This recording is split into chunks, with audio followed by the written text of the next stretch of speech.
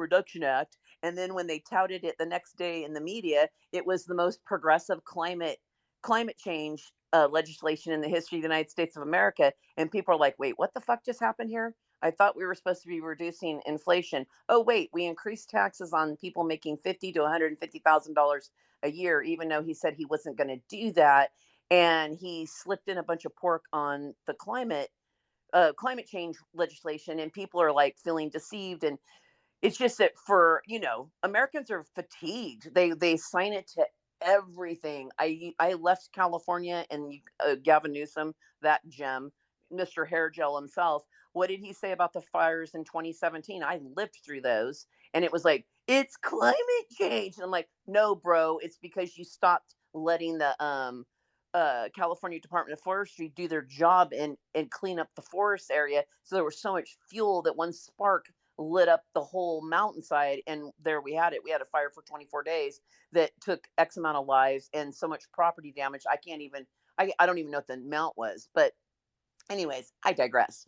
But so I was just cracking up when you said those words, man. The hands were like, Oh, oh. I know it's gonna trigger people. And you know what? We humans, we do bad shit. We do need to do better. We do need to recycle. We do need to, maybe not abuse some of our natural resources, of course, but some of the climate stuff I don't completely buy into, because my problem with it is the experts can't even agree on it. So I'll land my plane there. Don't worry, guys. They found an enzyme that actually eats microplastics. We're all good now. Wait. It's safe. Bully? How Right. dare you? You stole my childhood. Hold on. Let's mention that name again. Climate change.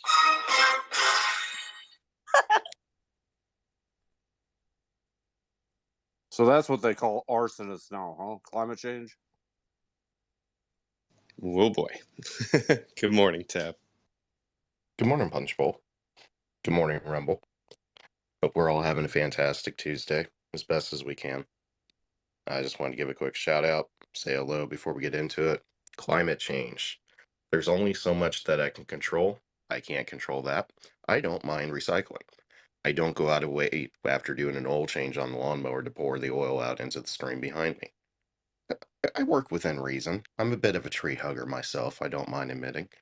The other thing I wanted to say is that we made an update to the website last night. Not only can you see the team members, you can see Friends of the Punchbowl now. The link's down below. You're probably featured on there if you're a regular. We thank you so much for supporting the Punchbowl, and we wanted to highlight those that have been along the journey for the last 7+ months. So I'll get to coding for the day. I gotta get some coffee brewing, but I wanted to check in. Hope y'all are having a good one. Hey, Tap, you should have your own radio station. You have a nice voice. Thank you, ma'am.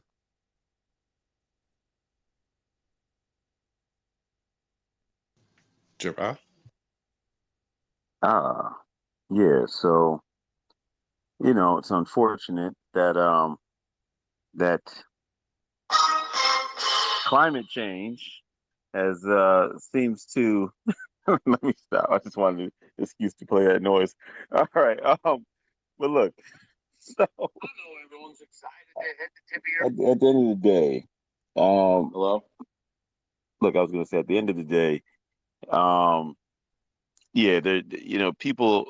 It's kind of messed up, man, because no matter what is happening in our world, it could always be used as a method to kind of take away freedoms or restrict people in some way. And it's very clever.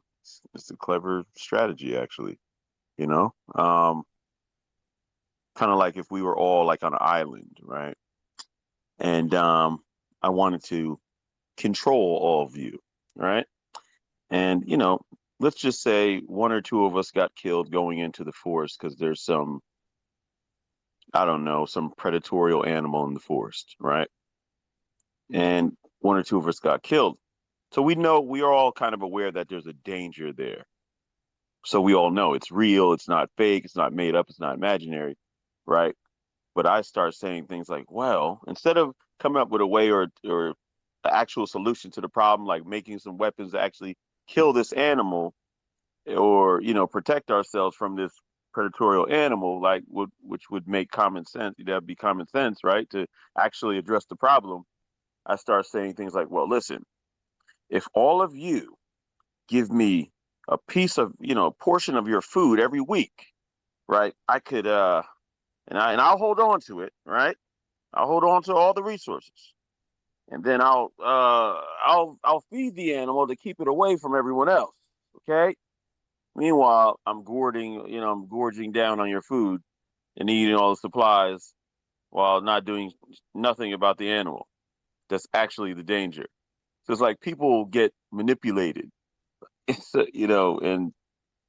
so it's happening, I feel like, on a massive scale. Like, you take real incidents and then you use it to kind of mess with the minds of people and, be able to control people and control the outcomes and get what they want.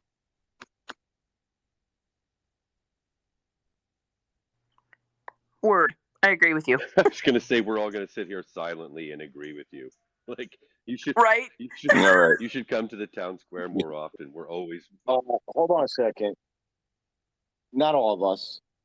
What he just said is one of the most insanely idiotic things I've ever heard. At no point in his rambling, incoherent comments was he even close to anything that could be considered a rational thought.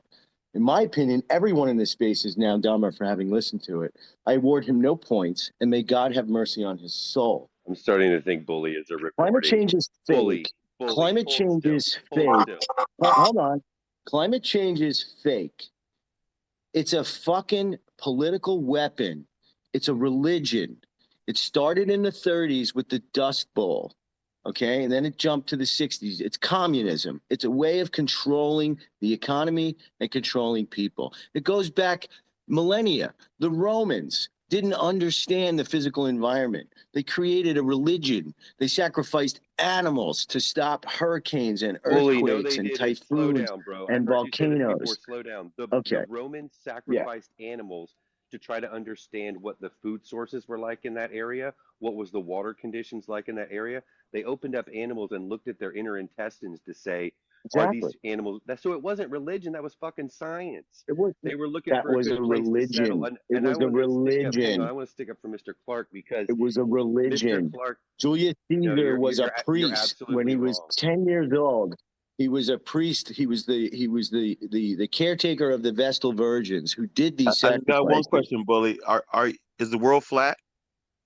Hell no. Well, hang on real No, quick. but your mama is. Bully, Clark, Did you say is the world fat?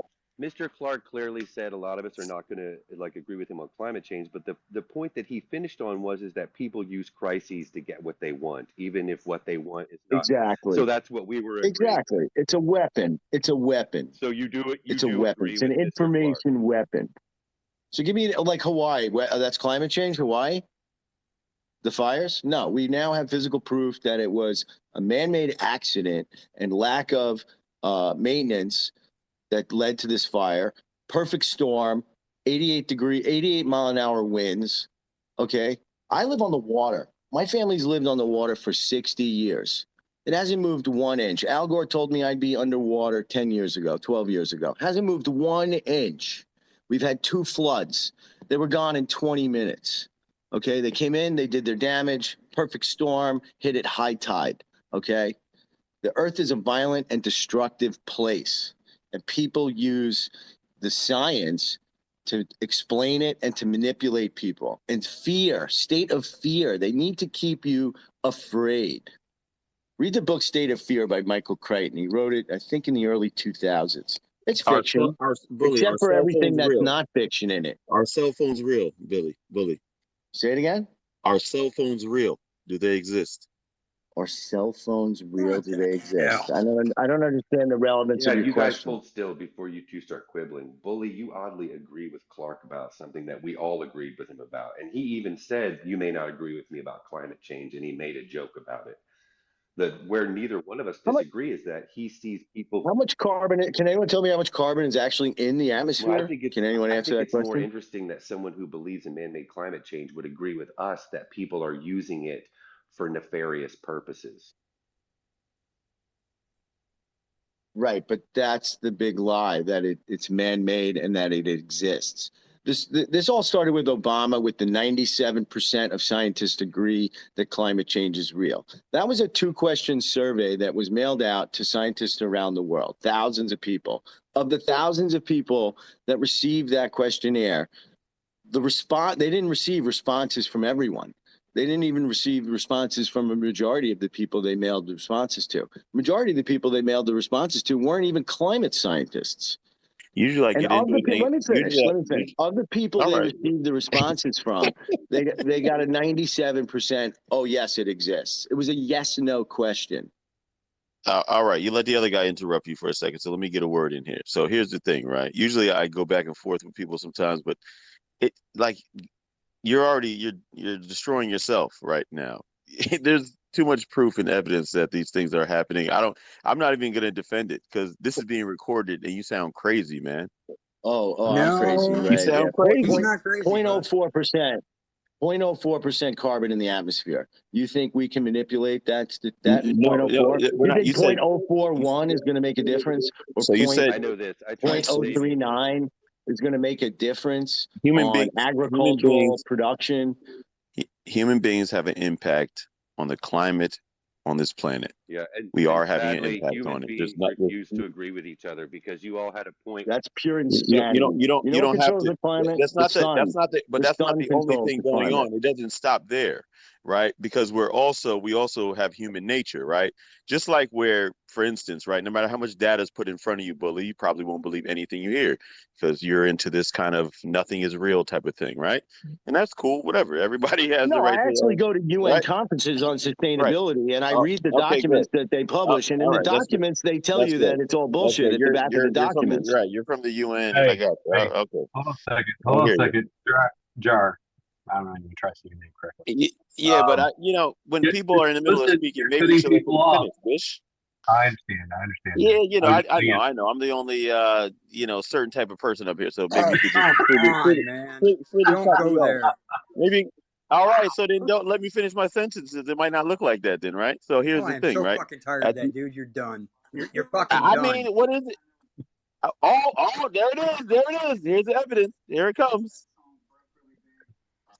There it is. Gerard, everyone is Look at it. behaving You're bad. Gerard, hang on real quick. Everyone's behaving bad. Hang yo, on real quick, the Gerard. Hang on jokes real write quick because you themselves. just name I'm called. almost done what I gotta say. So I here's the know, thing. but I want to get You're away done, from your dude. name calling. No one's done. Everyone stop it. Like Bully and Gerard were agreeing about something, and then they chose to disagree Look, about when you something. come into a fucking space and you play a race card, I'm not going there, man. We're not going to I have don't that. think he was playing the Not race card. He happening. meant he was the only one that believes in man-made No, he climate wasn't. change. No, he wasn't. oh no. I think he was actually saying that he was a Democrat. Is it because I'm black? No, it was not that. No, let's not go there. Let's not go there. I'll kick everybody out of here. He's because he's a Democrat. Yes, and he believes in I was man-made just going to ask climate him. change. I was going to right. I was just getting ready to ask him if he because we did mention RFK. That's the root of it. If we can't be civil, we can't figure out how to speak to individuals because that right there was a feeling impulse. That right there was a triggering impulse. Yeah, exactly. It worked. I mean, exactly. That's where these conversations need to happen. If we're not going to do it, we will never see eye to eye. Look, hold on. Did you see what he did? He pivoted to "I am crazy" because I disagree with him. I Right. didn't say he And was guess crazy. what you did? I didn't say he was And guess crazy. but listen, whatever you listen. The primary thing is that you state facts, and no fucking feelings. As soon as you show feelings, you've lost. You've lost your conversation. And same thing as using the word conspiracy. You use conspiracy, the fucking left has used conspiracy night and day. We have to restructure. I mean, you have to. I'm gonna have to redirect this conversation a little bit. I got Jason Pike in here. Might want to find out how he's doing and how things are, what he's been working on. I'm going to rudely interrupt real quick, Bishop, because I agree. We all behaved. Everything went wrong, but for a hot moment, we had a situation where we were all agreeing, where some Democrat climate change guy was like, "No, I agree with you guys. There are people taking advantage of these situations." That's a moment where we can start a good conversation. Because if we can get people who believe in climate change to agree with us that people are using it for nefarious purposes, we could have a good conversation and get somewhere. Well, let's hear what Jason has to say. Hey, thanks guys for having me in. Can you hear me good? Yes, sir. Loud and clear. You gotta bear with me. I'm on a trip up to New York, and so I got some time on my hands, but I can't guarantee the cell phone reception. But we'll try. So yeah, I don't want to do a complete about face. I'm listening to this, and you sort of wonder. You get into some of these spaces, and I've really just been absent in a lot of them. The social media mess, man. It's just listening to people. It's like everybody's running around with their heads cut off, especially now that the GOP is fighting, amongst different candidates and everything else like that. And it's like, I don't know. I've been focused on one thing, and I know a lot of you know that I've been working on the social media thing on the Section 230 issue. And I don't know. I've been kind of, I don't know. I feel like I've been dealing with the depression of, recognizing that we may not be able to fix this. I have never seen anything like this in my life. I haven't really told anybody what's going on, and I apologize for sort of switching the subject on everybody here, but we have come to the realization that the courts are, obviously everybody knows, oh, well, the courts are corrupt. But we sort of still have this hope that, like, some of them will do the right thing. Like, somebody will fix this shit. And it's like, I don't know if it's possible. So more recently, we just got an answer on, and I don't know if anybody's heard this, but we challenged Section 230, the whole social media thing. We know what's wrong with it. We know why it's wrong. We know exactly how to point it out. It's in the actual language. And you take it to the court, and then the court turns around. The DOJ, first off, said that, that I was suing the government over what Facebook did to me, which was bullshit. I sued Facebook for what Facebook did to me, and then I went to the government and sued them because they wouldn't give me a day in court. Well, now the court turned around and said the exact same thing the DOJ said. Oh, you're suing for what Facebook did. And it's like, how do you make that any more clear? No, I'm suing over the government denying me of due process. And the reason is it's real simple. They're not letting us through. They're not going to give me a day in court. That's why they won't give me an oral argument, because they know, I'm not a lawyer, never claimed to be a lawyer. I just simply figured it out. I sat down, and that's what we all have to do, is we have to work our asses off. We have to figure out what the problem is. We have to figure out the solution. I did that. Now I have it, but the people that I've got to go to are the very people that are involved in this mess. So I don't know. I've been kind of down and out with this whole thing. I don't, and now that Twitter has decided that they're going to pay people, some of the people that, I considered to have credibility in this thing are now posting pictures of themselves, like, making pancakes and shit. And you're like, why? Like, it's just such a mess. I don't know. Sorry if I'm sort of ranting, but if you have any specific questions, I don't know. I'm still at work doing this thing, but I really kind of just kept my head down and started just busting my ass.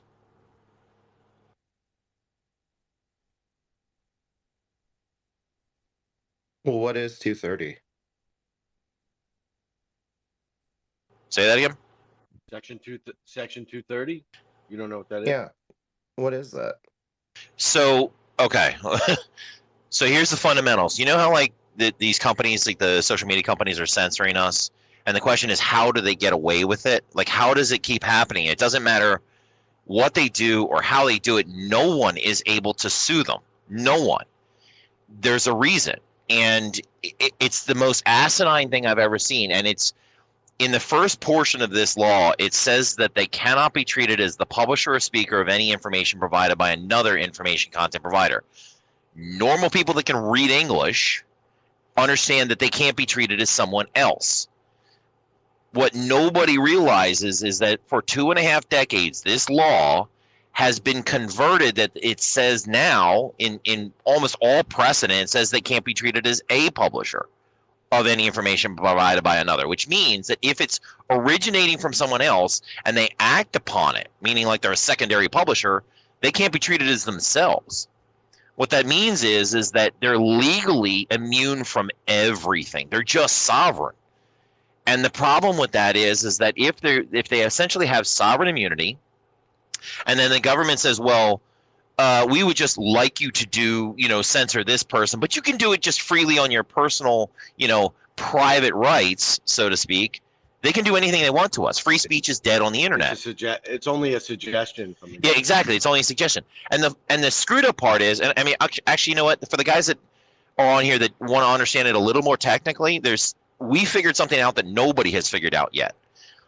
The DOJ came back at us, right, on the case against the United States, and they said that Section 230 is an affirmative defense, right? Most people don't know that. What an affirmative defense is like self-defense. It is a protection that the government gives that when a private act occurs that would be otherwise illegal, you have to prove a certain set of facts occurred in order to get the protection of the government. What I mean by that is think about self-defense, right? You don't just shoot somebody and say, oh, this is self-defense. You actually have to go to court, you have to prove it, and then you're exonerated because you proved the certain set of facts occurred.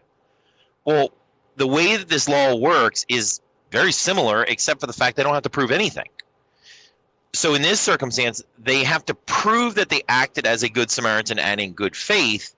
But if you can't be treated as yourself when you are a publisher, it negates that. It's like saying that a guy that shoots somebody else in self-defense can't be treated as a shooter when they are a shooter, right? It makes no sense.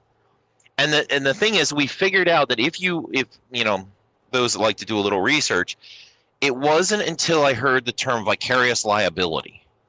And that's when the whole thing unlocked. So we know what's wrong now. The issue is this. The private acts of all these social media companies, right, are private acts right up until they invoke the government's protection. That's when it shifts, okay? So it's private, 100%. They're doing what they want to do in private. But when they invoke the government's protection, they create something called a special relationship. And there's something called the special relationship doctrine. It's complicated shit, but I dug it up. So in the special... Is that similar?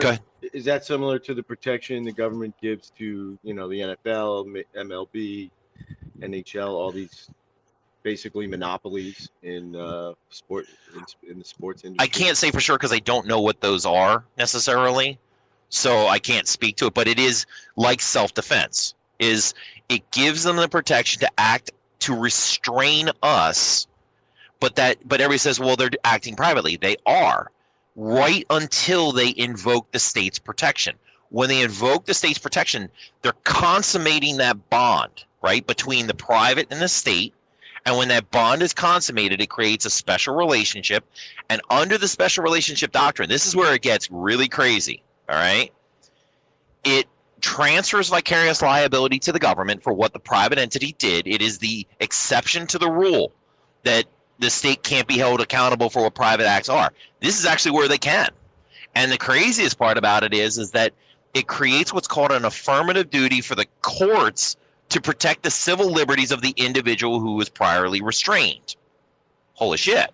You mean that the person who was actually censored was supposed to have the government actually protecting their rights and doing it affirmatively, meaning not just sitting along for the ride. They are actually supposed to advocate for, think about it, self-defense, right? The government, the courts advocate for the person who was shot. They need to make sure that that guy acted in self-defense because they took the liberties and the life, technically, of the individual who was shot. None of that shit's happening. And yet we know how it works. We're articulating it to the courts, and they don't care. Like, it's just bizarre. So I don't know. It's derailed me to some degree because I'm just like, what the hell do I do if I can say this in 65 different ways and the court simply won't listen? I keep being told that I'm losing. I'm not losing. I'm not even being heard. So, like, I don't know. One of these days, I might start dropping names because I know everybody. Like, I know all the people that everybody considers to be heroes, and I'm not dropping any names out, but I mean a lot of them. And nobody has stepped up to help me, and yet I am literally as far forward in this fight as you can be. And you have to ask yourself why. Why are these people not actually helping get any of this shit done. We're talking congressional members. We're talking, famous figures, everybody. And the question then, because they're in the pocket of big that's tech. just it. I think that's legitimately the case. I don't know who the hell is a good guy. I can tell you, for a while I thought Ted Cruz was an issue, but then look at Mike Lee. He loves to talk shit about Section 230, but then he never does anything. And look at who donates. Look who he takes money from. Exactly. But I will say this: Cruz stepped up. He said what was the most important thing that was possibly ever said about Section 230. And let me back up a little bit. Everybody remembers Gonzalez versus Google. It was the first Section 230 case the Supreme Court took to address Section 230. They ultimately didn't do it. They literally the Supreme Court said, well, we're going to decline to address it. But in there, the amicus, right, which is like a draft that other people can put in, and government officials can do it. They can put in their opinions of it to help guide the Supreme Court. Well, sure enough, Ted Cruz's said one line that is absolutely as it would efficiently fix the entire problem, and nobody realizes it. He said the Section 230 C1 does not protect any conduct at all. Right now, the courts believe it protects everything. That it's 180 degrees out of what it's supposed to be. And that right there is why the entire internet is blown. That's why censorship on the internet exists. That's why our free speech is dying if it's technology based. All on that one sentence could be fixed. And you sit there, and I just want to, if I didn't shave my head bald, I'd be tearing my hair out. It's like, I don't know, just very frustrated lately.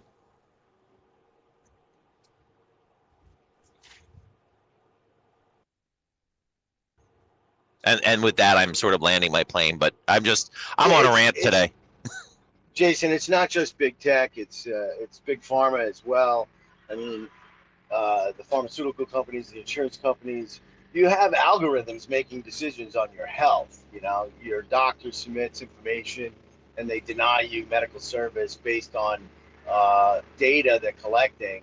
There's not a person making these decisions anymore. If you call up and try to dispute or appeal a decision by an insurance company, you're arguing with an algorithm, not a person. There aren't people making these decisions anymore.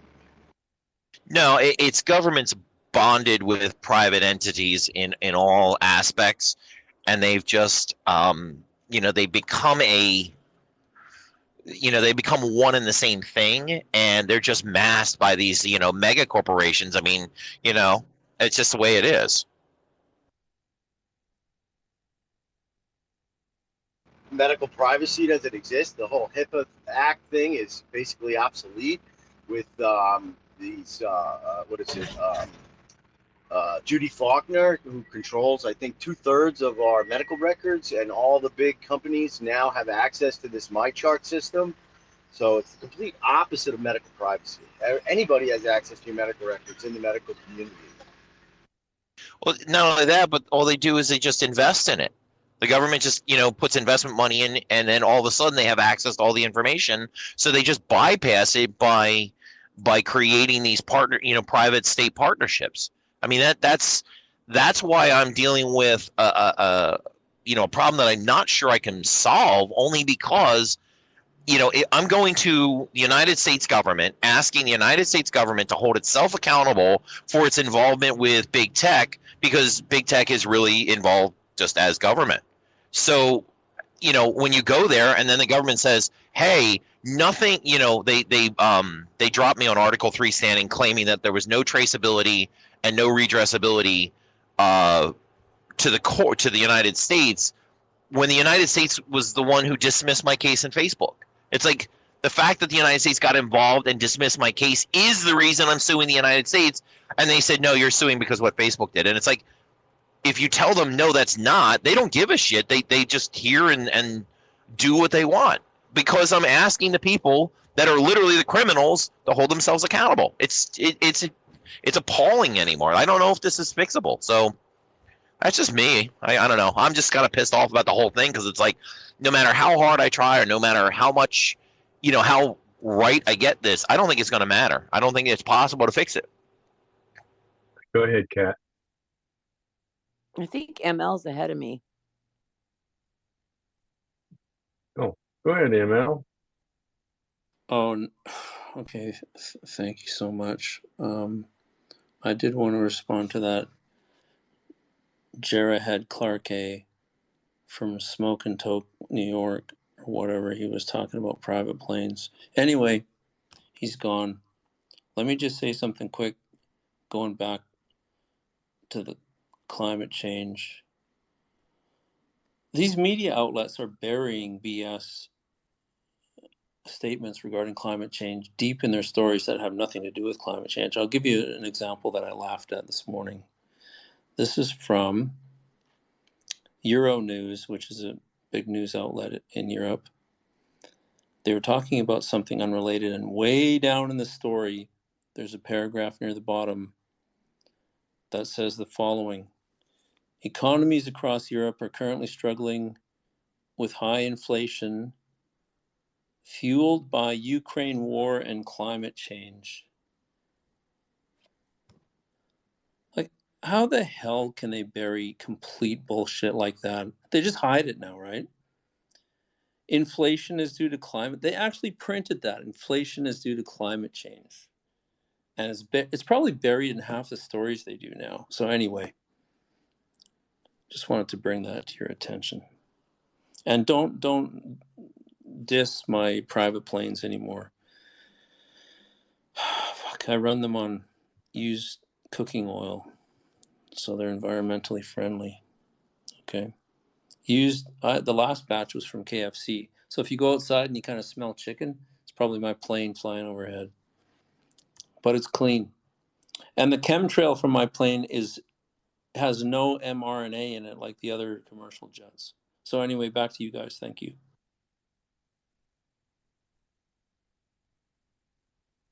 Cat. I was going to ask Jason, have you been paying attention to that? What am I trying to say? The Restrict Act. It's being touted as the TikTok ban. It's my hill that I want to die on because nobody's talking about it, and everybody's all, oh, it's a TikTok ban.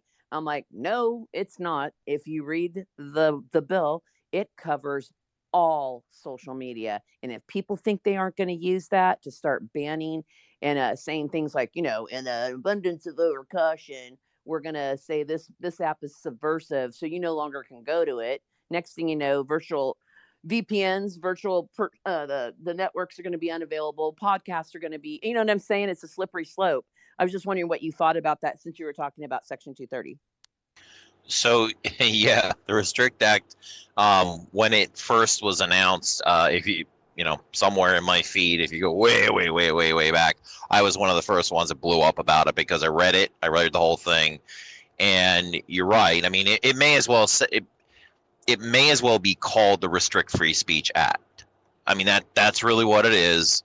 It's the most horrendous piece of legislation I've ever read fully. I mean, I know there's more out there, but like the Patriot Act and so forth, but I've read it specifically because it was pertinent to what I was working on. If it passes, we're done. I mean, there's no coming back from it. Because if you speak out or if you use proxies, I mean, if it basically is a weapon, it's weaponizing what, how do I explain this? Section 230 was weaponized, right? But the courts know that it's cracking. Like, they know, we know. The Fourth Circuit actually had a case, Henderson versus Public Data, that really put a big split in it. They went back to the first precedent, and they recontextualized what they said because everybody has based their law and their precedent off of that original precedent. But now because the courts and because the government's realizing that 230 it's falling apart. Like, they're not going to be able to keep this thing a whole lot longer because eventually, other courts outside of the Ninth Circuit Court, will deal with this, like the Fourth Circuit, and some of them will actually get it right. Well, if they're going to lose that, they got to have something else ready to go. Well, there's your Restrict Act. That is the next step up. I mean, some of the legislation that I've seen Now I'll tell you a couple stories here, but I mean, not going to drop the names, but like when I'm dealing with a congressional member, right? We're having a conversation, and I rewrote Section 230. It's called the Online Freedom Act. I got it like completely right, so the courts can't ever screw it up again. It's dead on. I go to them and I'm like, here, it's a gift. I don't care. You don't have to put my name on it. Just go introduce it and get it done. And they come back and they say, well, can you support our bill? And I'm like, I read your bill. It sucks. It's like worse than what we already have. And when they tell me, well, yeah, but it's already like in play, so can you just support it? I'm like, no, it's wrong. Like it'll make it worse. And they're like, I don't care. I'm like, I'm telling you, your shit's wrong. And you're telling me that you still want to introduce it. And there's our Congress for you. They don't care. They just want their name on something. They want to put it out there. I don't think they write half of it. I mean, like, you hear Ron Wyden and Chris Cox wrote Section 230. No, they didn't. Lawyers wrote it. They introduced it. But the reality is it's like guys like us that are behind the scenes that actually work on these things. And I don't know. I mean, the Restrict Act is just another piece of garbage that they're going to go out there. And if they get it passed, I mean, think about it. You can deal with fines and potentially go into jail if you use a proxy server to avoid detection. Well, it's a violation of our Fourth Amendment immediately. But yet they're writing laws that don't comport with the Constitution. And like I just talked about earlier, when you challenge the constitutionality of a law, they go, oh, there's nothing traceable to the government, even though we use that law to actually deny you of due process. It's bizarre. So you're right. Insanity. I mean, yeah. The Restrict Act is garbage. What about also? And I don't mean to jump in here, guys. No, you're good. Ask about one more thing. There's also that other act that just came out in July that's been introduced, and it sounds real sexy to everybody, right? It's like the Online Child Protection Act. But and I'm going to say that I have not fully read that bill, but I saw a TikTok video. Seems a little ridiculous to say that, but it did, and a guy was flipping out about it, saying their solution to minors being taken advantage of on the internet is for people to have to produce their ID before they enter a website. Like, okay, right. Yeah, nobody ever had a fake ID, and I don't know, call me crazy, but it sounds like government tracking to me. Yes. That's exactly what it is. It's always save the children is the battle cry for give up your rights. 100%. That actually should be a quote right there. Save the children. I'm going to put that as my next tweet. You should, dude. I mean, that's actually pretty good. I mean, save the children is the battle cry for give up your rights. I mean, that's exactly what it is. Yeah, they're disguising it under that because there's like 60 Republicans are drinking the Kool-Aid, signing off, and I'm like, oh my God, do you people ever even read a bill? I mean, do you actually read it? Because I'm going to say that goes completely against what conservatives stand for. Having to produce your ID. Are you kidding me? Yeah, it's frustrating. But here's the thing, and to give in all fairness, right? You have to play devil's advocate here. There is no way that congressional members can read all this stuff. Like, there's no way. I mean, I'm in an isolated field, and I can barely keep up with just internet, just Section 230, just like the Restrict Act, just that. And then to read as much garbage as they're producing out in Congress. I mean, the unfortunate part is that many of us that are smart have been able to foresee what's coming here, right? Like where we are right now, it's like, yeah, I saw that like 5-6 years ago. The scary part now is what at least I see is terrifying. I don't think this is stoppable. Now, a lot of people are trying to put Trump, the faith in Trump. I don't have much faith in DeSantis. I mean, I went to his office. I gave him a solution for Florida, and they basically just threw it back at me and were like, nope, not interested. And it's like, huh. But then you wrote a law that was big tech related, and it failed miserably and got thrown out. So what did you really accomplish, right?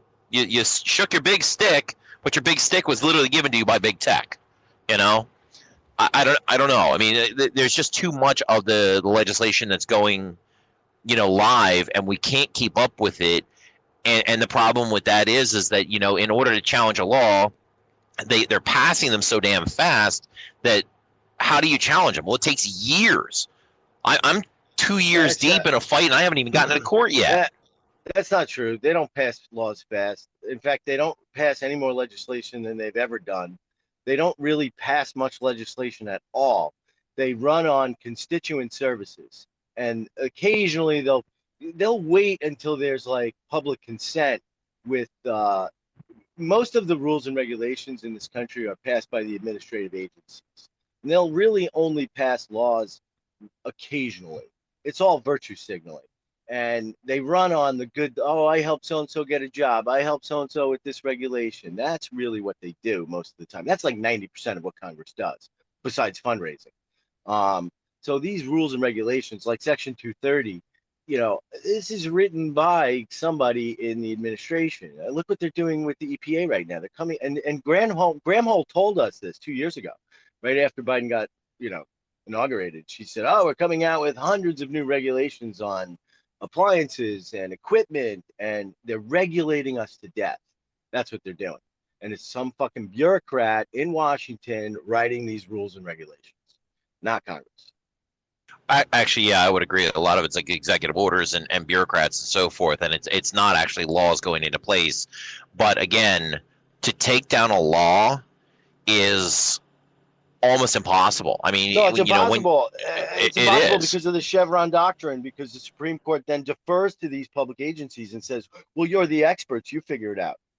And then even if you have a dispute with a federal agency, people in here are going to think I'm a broken record. You cannot sue in federal court. You have to sue in administrative court first. Then once you go through that process years and millions of dollars later, then you can sue in federal court.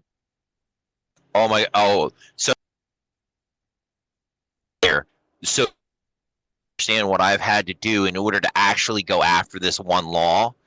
I had to sue Facebook, go to the Supreme Court, be denied all remedy for a right, which is a due process issue, in order to have the Article 3 standing, got the Article 3 standing, go to the court, sue the United States, and they say you don't have Article 3 standing. And the irony of the whole thing is the judge in that case dismissed it, claiming that my case was, quote, virtually identical to another case, which was American Freedom Defense Initiative versus Loretta Lynch. And they said in that circumstance, the plaintiff was aggrieved by Facebook, YouTube, and Twitter.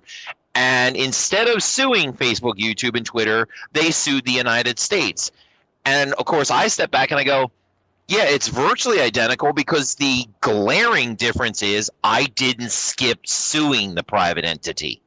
I had to go the insanely long road of years of litigation. I've been to the Supreme Court twice. I'm on my third run, and the freaking courts won't do a goddamn thing to help me.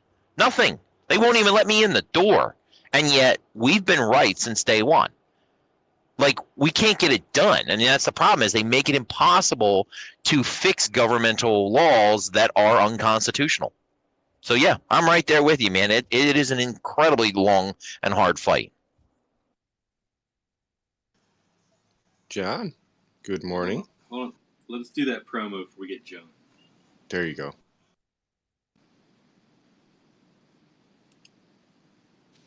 You're listening to Town Square with Bishop and the Jeffs, exclusively from the Punchbowl Network.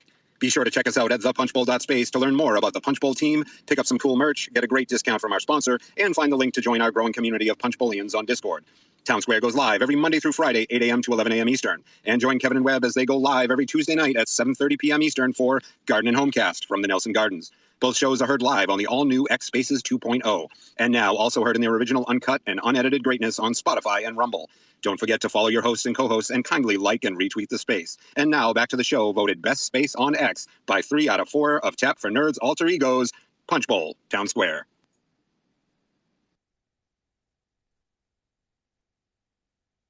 Back to the Jeffs. John Fisher, good morning. Good morning, Jeff. Thank you very much. I'm here looking for geniuses, experts, and rocket scientists who have answers to all the world's problems and solutions. Am I in the right space? No, that's 3 doors down. Literally. Thank you. Hey man, we're solving the world's problems here. Step off. Oh, I'm here. Go ahead. I feel insulted this early in the morning. Morning, friends and neighbors. Sorry. Morning, Yeah, Dex. you talk about Section 230. Well, just for fun, I looked up the journalism creed, and of course, it says something about opinions and all that stuff. But the last paragraph of this thing says, "I believe that the journalism which succeeds best and best deserves success fears God and honors man. It's stoutly independent, unmoved by pride of opinion or greed of power, constructive, tolerant, but never careless, self-controlled, patient, always respectful of its readers, but always unafraid. It's quickly indigent at injustice. It's unswayed by the appeal of privilege or the clamor of the mob, seeks to give every man a chance, and as far as law and be honest of wage and recognition of human brotherhood can make it so, an equal chance, is profoundly patriotic while sincerely promoting international goodwill and cementing world camaraderie. It's journalism of humanity and of today's world, which is every mainstream media, including Fox, and I guess you could say Newsmax, goes against that. I mean, can you imagine Rachel Maddow? She'd probably cringe and crawl up underneath her desk if she had to put her hand on a Bible and swear allegiance to that. But yeah, Section 230 is for news. That's where it started. Morphed into this damn online crap. And basically, since it's a private entity, they reserve the right. Hey, that's not my content. I didn't say that. I have a disclaimer at the bottom of my thing. If you check that little deal when you downloaded Facebook, you gave me the right and privilege to do whatever hell I want with your information. Just like Facebook says, any picture you publish belongs to us too. Period. We can do with it what we want. And that's what's going on. And until we, shut that shit down, it's gonna continue to be it is. But nobody reports news anymore. It's all opinion. It's what my gut tells me. And man, that's just wrong. But then again, you have the other side of the coin where you got jihadis and all that kind of stuff, death to America and trying to indoctrinate kids to go jihad on us and, what do you say, convert Americans to hate America. And well, they've done a pretty good job of that, but hell, we're doing that from the inside. But I'll land it there. I think the lines. Go ahead, Samuel. No, please. I was just going to say there should be a line somewhere in there between once you start censoring, you can now be claimed, responsibility. Well, there you go. Yeah, because what you're doing, you are claiming responsibility. That's exactly where I was going with that. If we didn't do it and we didn't put the content up there, then the content should stay because you're exonerated of it.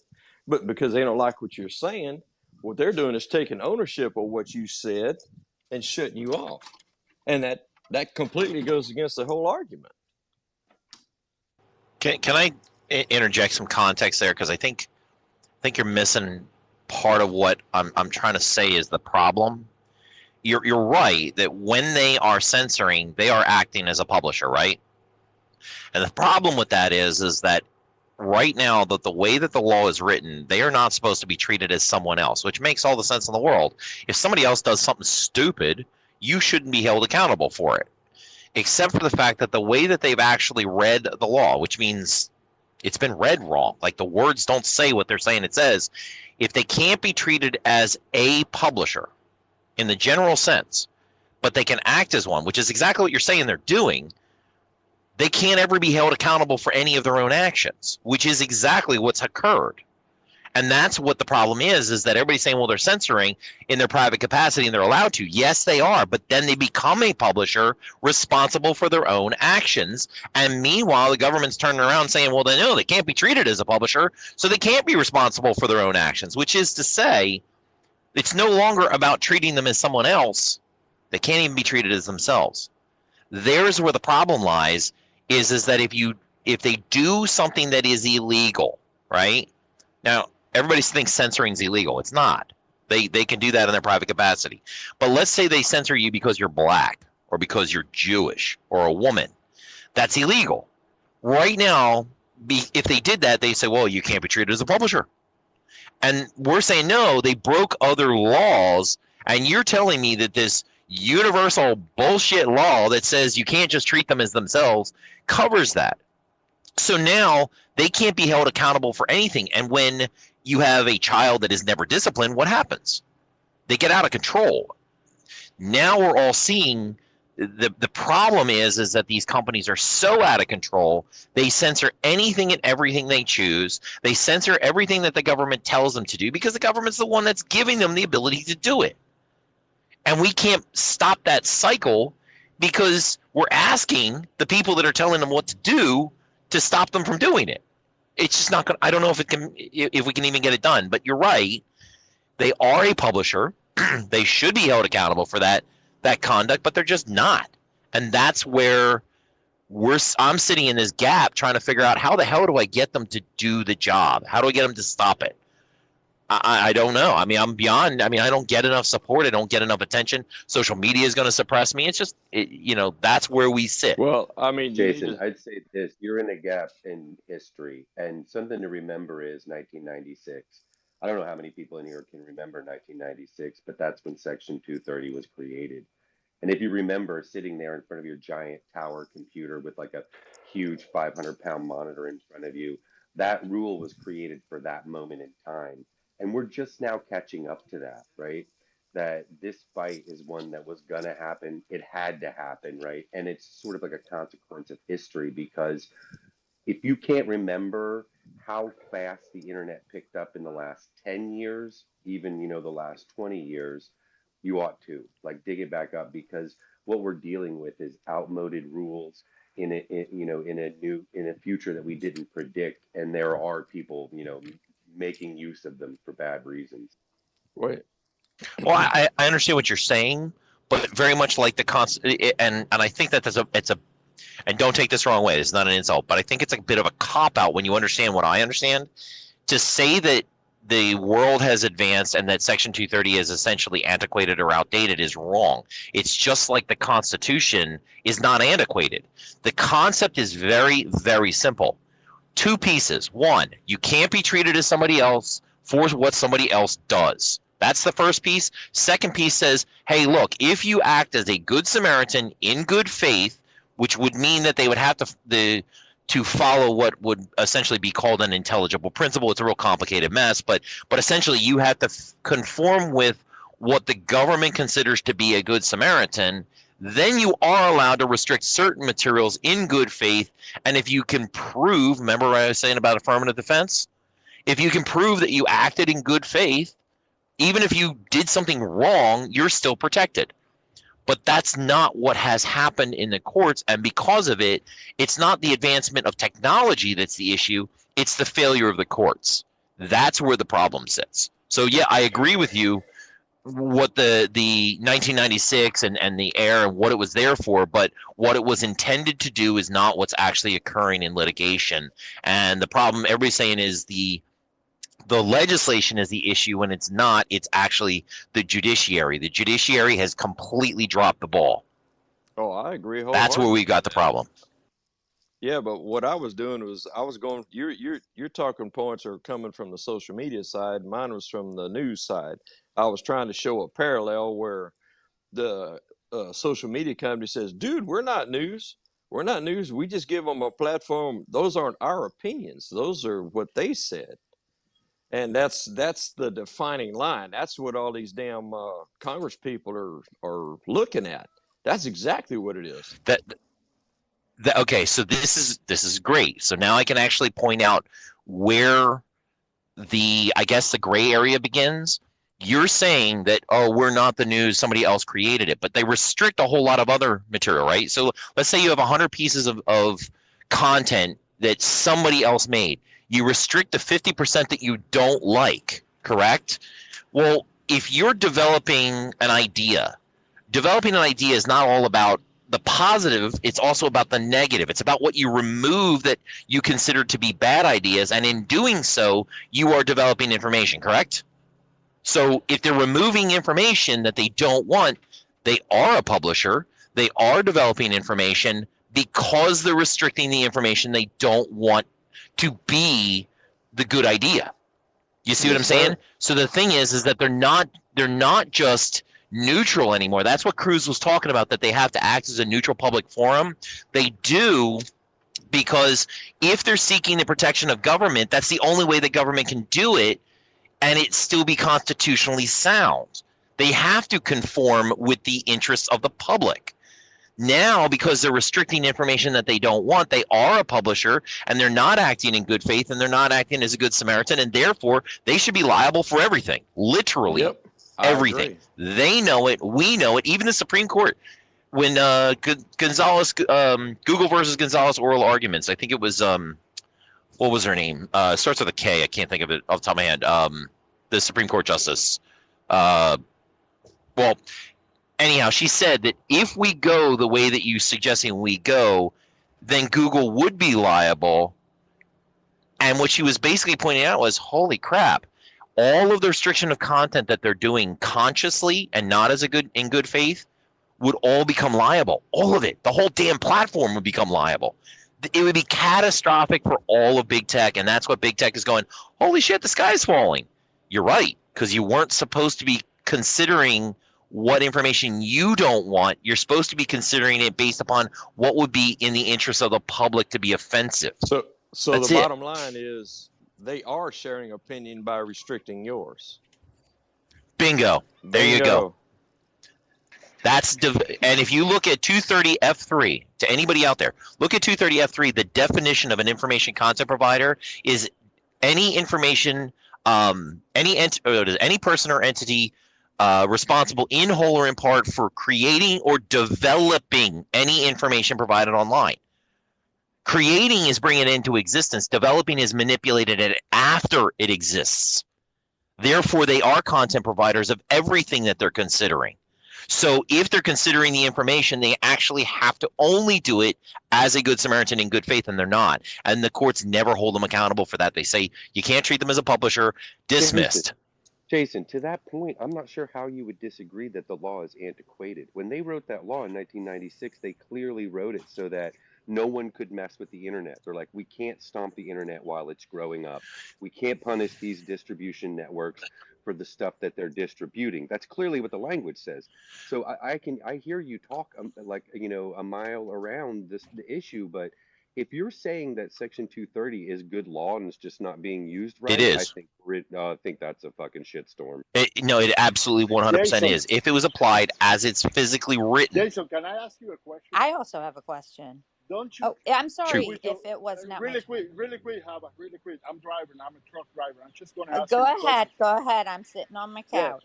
Yeah, because I heard him where he's going through for a while. Jason, aren't you opening a door, with this distinction between the government, social media, all that connection, with the government interference into private business? Isn't that a revolving door? That's the problem. Right now, the government offers them a protection, an affirmative defense, and then suggests what should or should not be taken down. And then the private act supposedly acts privately. And what I'm trying to explain to everybody is it is a private act right up until they seek the government's protection. When they seek the protection, meaning they go to court and they go, hey, I'm protected by 230, then what happens is, because it is an affirmative defense duty for the government to protect the civil liberties of the individual who was restrained, when that happens, they become the state actor. It's what's called a transfer of liability, vicarious liability. If you understand tort law well, you would sort of understand it as what's called a respondeat superior, meaning the government becomes the responsible party for its subordinate. It doesn't become the subordinate until it invokes the state's protection. There's where private becomes state. That's the moment that it happens. And nobody has been able to put their finger on it until we realize where that moment is that, oh, wait, as soon as they go into court, as soon as they say, hey, look, I'm protected by 230, the private acts become the liability of the government. The government doesn't want to recognize that, but that's where it happens. So the transfer doesn't take place, is what you're saying. The transfer doesn't take place until they actually go to court, right. And the court has that affirmative duty, and it's like, if you read all these things, and like actually in the law, it's they assume control over the individual civil liberties of the individual who was priorly restrained by the private act. Think about it like jail. If you're held in jail, right, you're restrained prior, right? You already have a restraint. It creates a special relationship between the individual who is restrained and the government entity. But if that means that the government has to protect you from additional harms, because specifically Section 230 exists, the government has a duty to protect us, and they're not doing it. So we're tearing it apart based on what type of law it is, and yet everybody's chasing these like red herrings, and it's like that stuff. It's irrelevant. What is relevant is the duties of the government and the government's involvement in a special relationship with private entities. That private entity relationship doesn't get consummated until they get to court, until the government essentially takes over. When the government takes over, now it's the government's responsibility.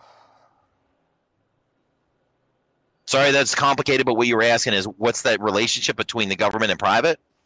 That's where it consummates. That's where it happens, where all the magic so-called occurs, is when it goes to court. Wow. Yeah, it's nuts. Sorry, man. this is heavy for the morning, but it's one of those, I have time. But this is the crap that I'm dealing with on a daily, and then trying to simplify this, to courts, and the courts that don't want to fix it, but we know where it occurs now. We know exactly where private becomes the vicarious liability of state. Oh, I appreciate it. Is it my turn? Go for it. Yes, go right ahead. Okay, thank you, Joaquin, for being so generous and allowing me just to wait and be kind about that. I want to thank you for that. Jason, also, I want to thank you for championing this issue. But ask yourself one question. How many times have you had to go back to court over and over again just to get the same result?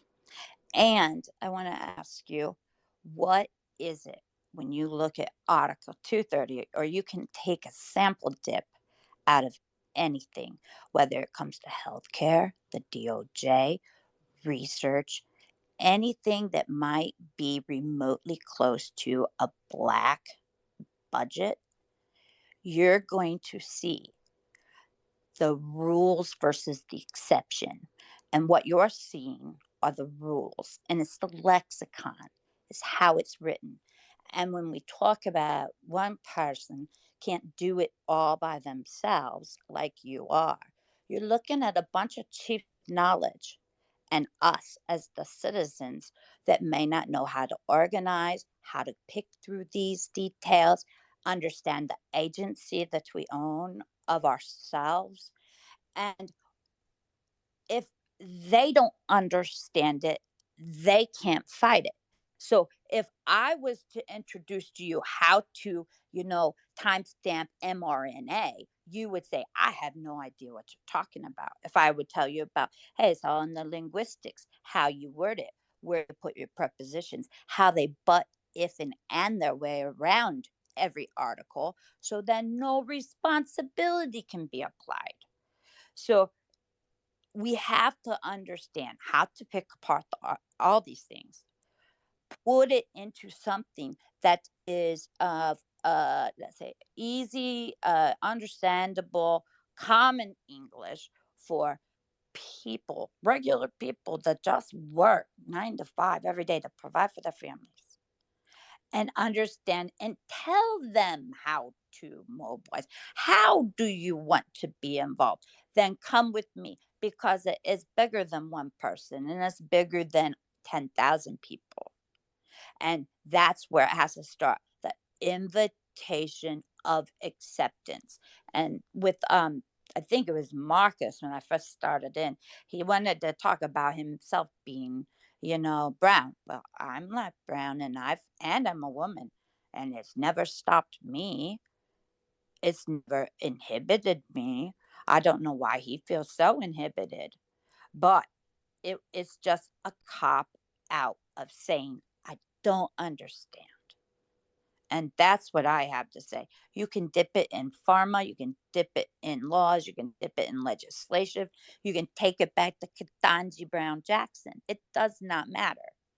The government has placed words where they're needed. They're placed there specifically in the event of a triggered outcome, such as, let's just say, disasters. If I hand you one disaster after another, how can I keep you occupied and busy? If you're occupied and busy, you can't assemble. I hope that makes a little sense. And I really would like to see, let's figure this out. It does not matter. This is bipartisan. It's, I don't know that the GOP is what the GOP stands for, because I know that there are operatives in every facet of everything that we come in contact with every day, and you never know it. You would never know it. And that's all I have to say, and thank you for allowing me today.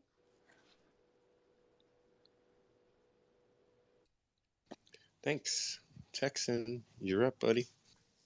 Yeah, to Hava's point, look what they've done to the definitions of the words that weren't even intended in the laws they wrote back in 1996. I mean, it's all about perception. The bottom line is perception and what they can feed you and what, weak-minded people will accept as truth. And it just circles the wagons around that. And that's all they do. I mean, they just repel borders. They take the path of least resistance. And ultimately, the courts have ultimate jurisdiction over that. And that's just where it lands. I mean, it's all about the perception of who's hearing it and who's going to argue it. Well, I'll accept this because they want to get rid of jihad or, trafficking, human trafficking, that sort of thing. But, comes down to the bottom line. Now it's swarmed into politics and every aspect of our lives. And that's where I got to draw the line. And that's why everything anybody says, even in here, I'm going to pick it apart and I'm going to think about it before I open my trap, because I'm a victim of my mouth outruns my brain sometimes. I'm just saying. Thanks, Tex. Pink? Hi, good morning. I'm not, well, you kind of forced me to tune in when you mentioned if you understand tort law, because I do. But I wanted to add some context to that. Jason, I think you were speaking on some things really accurately. So with respect to responding superior, yes, that's like vicarious liability, where one is responsible for the acts of your agent, and it depends on the authority that you grant to your agent. So if they're not acting in conformity, like if you hire someone, an agent, to do work for you, if they're acting outside of the authority you've given them, you may not be responsible for that. But if you are acting within that authority, then absolutely the principal, who I think the argument is the government, the principal would be responsible for the agent. And I always, when someone brings that up with respect to the government, I think like Blackwater, when the government hires Blackwater to do some of its dirty work, arguably, if it's not clear what their authority is, the government would still be responsible for what they do as hired third-party militias. But then also, I thought was interesting that this is why I wanted to tune in, because there is a little bit of a distinction with court action. And Jason, you're right, that when the court takes a particular action, they can violate, I guess, rights by enforcing certain things that we think are third-party agreements, but they're actually, by the court enforcing those agreements, they are creating harm or a tort or a violation of civil rights. And a really good example of that existed with racial covenants. And I actually posted like a little Cornell tidbit in the comments, because I can't post in the nest, and it's sort of attenuated. But in those circumstances, in the early 20th century, um, racial covenants like were enforced by real estate associations, and then also private neighborhoods, homeowners associations, which had deplorable effects on Black veterans.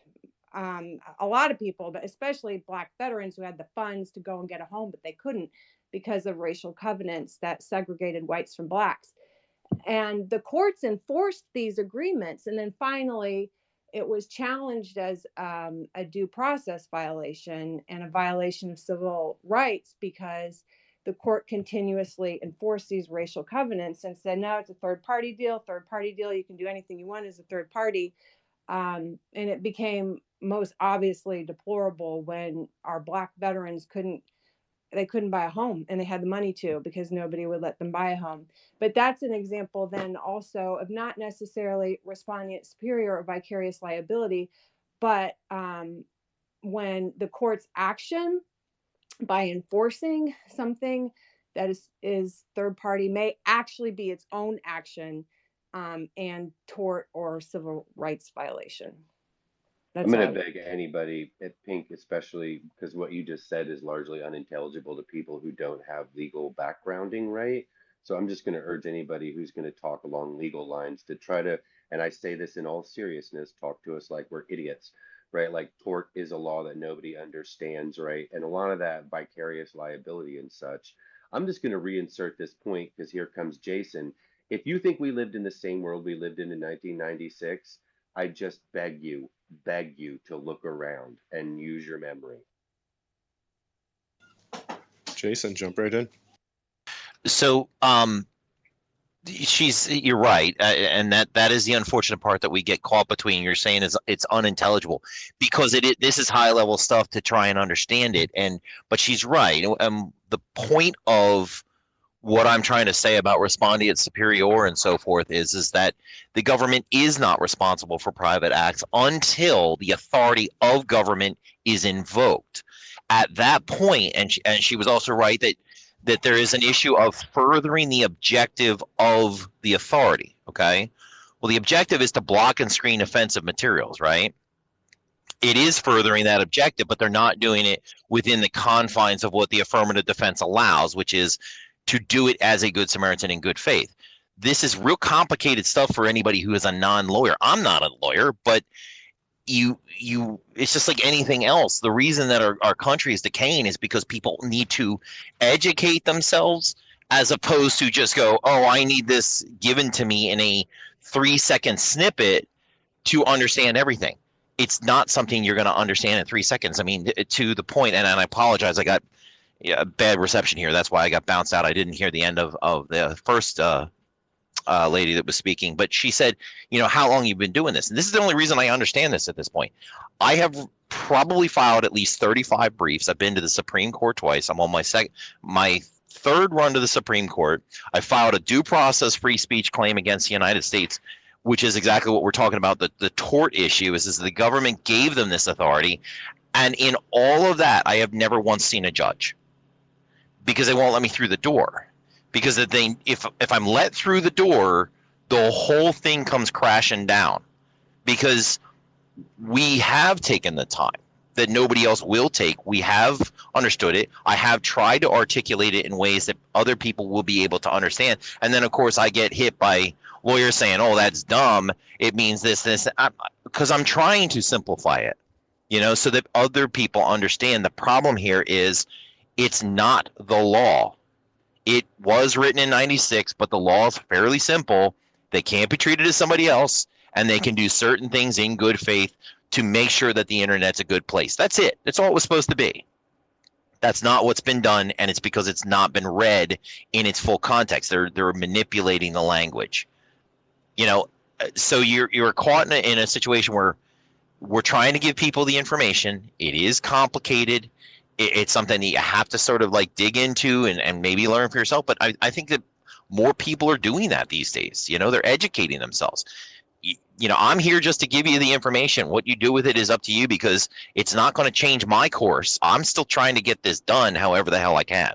You know, I'm trying to look out for everybody else, and I mean, I'm sort of burnt out, and you know, obviously these conversations are actually kind of good because it gives me some faith that people give a crap, man. Because I feel really, really alone in this fight. With that, I'll Yeah, turn one it of the over. things that you just touched on, as you said, is they're restricting information that's dangerous or offensive. Well, to who? Now, the who is the person who's taking ownership of that information and deeding whether or not it's worthy of our platform or not. Agreed, and that they're allowed to do in their private capacity because they have a First Amendment right. It's when they seek the government's protection is when that consummated relationship happens, and that's what I'm saying is they go from being a private entity to a private agent of government. That's where the respondeat superior kicks in. That's where the vicarious liability shifts. It's at that moment that they invoke the state's authority. That's the point, is they're supposed to be proving that they acted in good faith in the interest of the public, not their own interest. So if they restricted you because they'd make more money, that's not in good faith. So therefore they shouldn't be getting government protection. It's just like you can't shoot somebody because you don't like your neighbor. You have to shoot them because you were acting in self-defense. There's where everything is going wrong, and it's all in the courts, not in the law. So Jason, I just wanted to add something, and I'm not trying to give you legal advice. I frankly, I didn't even know what the topic was. I tuned in because you did make sense to me, but I would think that you may have another arena that would be worth at least looking into, in addition to vicarious liability, and then also respondeat superior, which is pretty much the same thing. And that is by court. Well, you're entitled to access to the courts. So if you're not receiving, if they're basically denying you access to the court, that's a problem. Yeah, they denied us on Article 3. They said that nothing that Facebook did is traceable to the government, but we're not there because of what Facebook did. We're there because of what the government did. They're blocking me at every possible moment on the most insane answers. They're not even intelligible answers anymore. So, and then, I mean, the other issue, I would go and look back over when court action has been interpreted as its own independent action. You know what I mean? Like not just a denial of court access, but enforcement of, like their enforcement of private agreements and private contracts, or what we assume are private, are actually resulting in the violation of a fundamental right. And fair housing, what I posted up there is obvious to me because I've studied segregation and discrimination and all that stuff. But there are instances where, you know, the court wipes their hands clean. We don't want to mess with this. That's a private deal. We don't want to mess with this. But by doing that over and over again, ultimately they are, they could be violating rights. It's just something to look into. That's all. Well, that's what I'm saying Hang is on real quick, Jason. Hang I'm on real suing quick. the. Hang on Bear real, with me, Jason, real quick. No, I won't bear with you. Hang on real quick. I've been bearing with you. You guys are way down in the weeds of something nobody in a general conversation can follow. I promise you. And if I'm wrong, everybody can stand up and say he's wrong. But something that you guys are missing because you're so far in the weeds is we still don't understand if everyone accepts Twitter as a publisher or just a platform. That's the issue. These laws were written at a time when no one understood the internet. They were basing everything they were thinking about on law from 1936 because the people writing the laws and regulations are like, well, is AOL like the New York Times, or is it like this, or is it like that? And that is the issue that is really, I think, up for discussion in general conversation. But if Pink says vicarious liability one more time, I'm gonna like throw up my coffee. Yeah, but here's the problem. The very beginning of my conversation, I explained exactly what you just said. You clearly didn't grab it. What I'm saying is they Bro, are this is the second publishers. time today somebody Listen called to me what a I'm saying. booger. No, I'm tired Bear of being bear told with I don't me. grab shit. Here, you've said so much, I don't know what to grab about. How about that? Okay. You just said, are they a publisher or a platform? I'm telling you, they are a publisher, acting as a publisher, and the courts have read the law that they cannot be treated as a publisher. It doesn't say that. It says it can't be treated as the publisher, which is a known publisher. It is the previous publisher. If they can't be treated as a publisher, but can be one, that's sovereignty. They can literally do everything and anything they want. There's your answer. That's why the whole internet's messed up. So I don't know how to simplify that any further. So I think Well, you can. We just have to turn the internet into the public square. Nobody can do that, right? Because we can't go in. We know we all accept that somebody has a right to hold a sign and say Jesus saves or Allah saves or we're all burning in hell, on the sidewalk outside the courthouse. Everybody accepts that. But for some reason, we have a harder time accepting that maybe the internet is the same as the town square. So that's what I would challenge you to do. I know you're doing a great job, but I mean, I can't figure it out. Pink, here's How the do we make it problem. Pink, the virtual town square is the internet? So then why there can is we no internet. That we got to stop talking about the internet. The internet is a loose connection of computers all over the frickin' planet, right? And when you're on Facebook, you can't bitch about free speech. Remember the whole like Twitter's a private organization. Like and this is where this shit gets lost. I believe Jason is wrong. The law is shit, and we need a new law, and they need to get rid of that one. If someone allows for publication, which is what Twitter does, Facebook does it. Everybody allows us to publish under the definition that we all understand. If they are doing any kind of content moderation, then they are a publisher in the traditional sense, and that we could all sue them. The law needs to be simplified. It was written during like I can't like what did we do on the internet in 1996? Like go to GeoCities or something? It's clear to me the law is outdated and we have to fix it. I totally disagree. It's perfectly fine. You just have to read the language in the context of English. That's it. Read the words. That's literally what we've been arguing with the courts the whole way along. Totally just got insulted for the third time. That's a problem in the town square. No, I'm completely disagreeing with you in that it is not an antiquated law. The law is fine. All the courts have to do is read the physical words. The word the and the word a are completely different words. They mean different things, right? One is an indefinite article, one is a definite article. In the language of the law, they cannot be treated as the publisher or speaker, so we would know who that is. The courts have read it as a publisher, which means they can't be treated as any publisher, even when they are one. That's a problem because that's sovereignty. And and that's exactly what Ted Cruz was correct about, is that 230C1 does not protect any conduct at all, meaning no conscious alterations, nothing. But the courts believes it protects everything. That's not an outdated law. That is courts that can't read. It's a completely different problem. So you're trying to fix something that's not broken and saying that it's because it's antiquated. It's not. It's perfectly fine. It's just the courts won't do what it says. Carolina?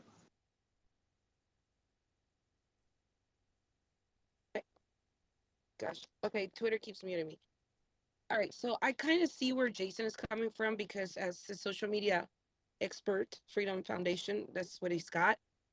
Section 230 has allowed for us to be able to, do a lot of great things. In fact, I use Section 230 to be able to convert all the tools that were being used against us in our favor. So it's a matter of educating more people to be able to utilize this in their favor if they're good. But if they're not good people, then we'll have a problem because this offers no liability whatsoever to the consumer. The liability is just in the person platforming. Does that make sense? So for example, if I decide today to have an alternative to, Twitter, I'm protected 100%. I have all the liabilities I want under Section 230. That's if I become the person providing the platform. Now, the problem is when these platforms have become the editors, and they're moderating content and they're choosing to delete stuff, or I don't think they can delete content per Section 230, but they can, boot you out of their platform. They're completely protected to do so. So that is kind of my take on that. And I'll bring some more stuff, but I just happened to be driving right when I unmuted and the light turned green. So be right back.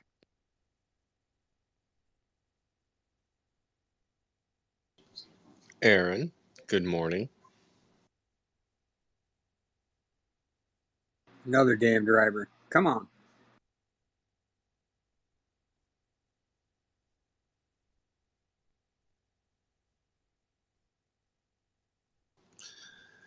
Aaron, are you there, bud? He's probably driving at the red light now. I mean, at the green light. He's closing the deal. Close the deal, Aaron. Sell them damn window sell it. segments. ABC, always be closing.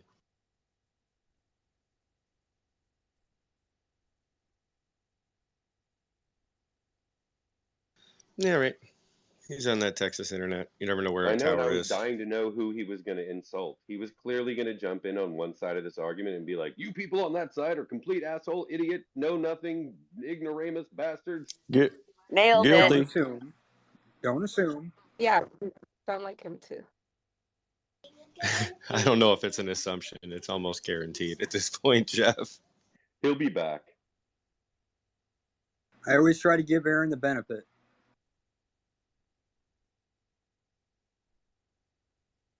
Let me ask you, Jason. So while you were working on 230, what was your feeling when they came out the Restrict Act right on top of it? What did you where were you at mentally when they brought out an additional bullshit Restrict Act?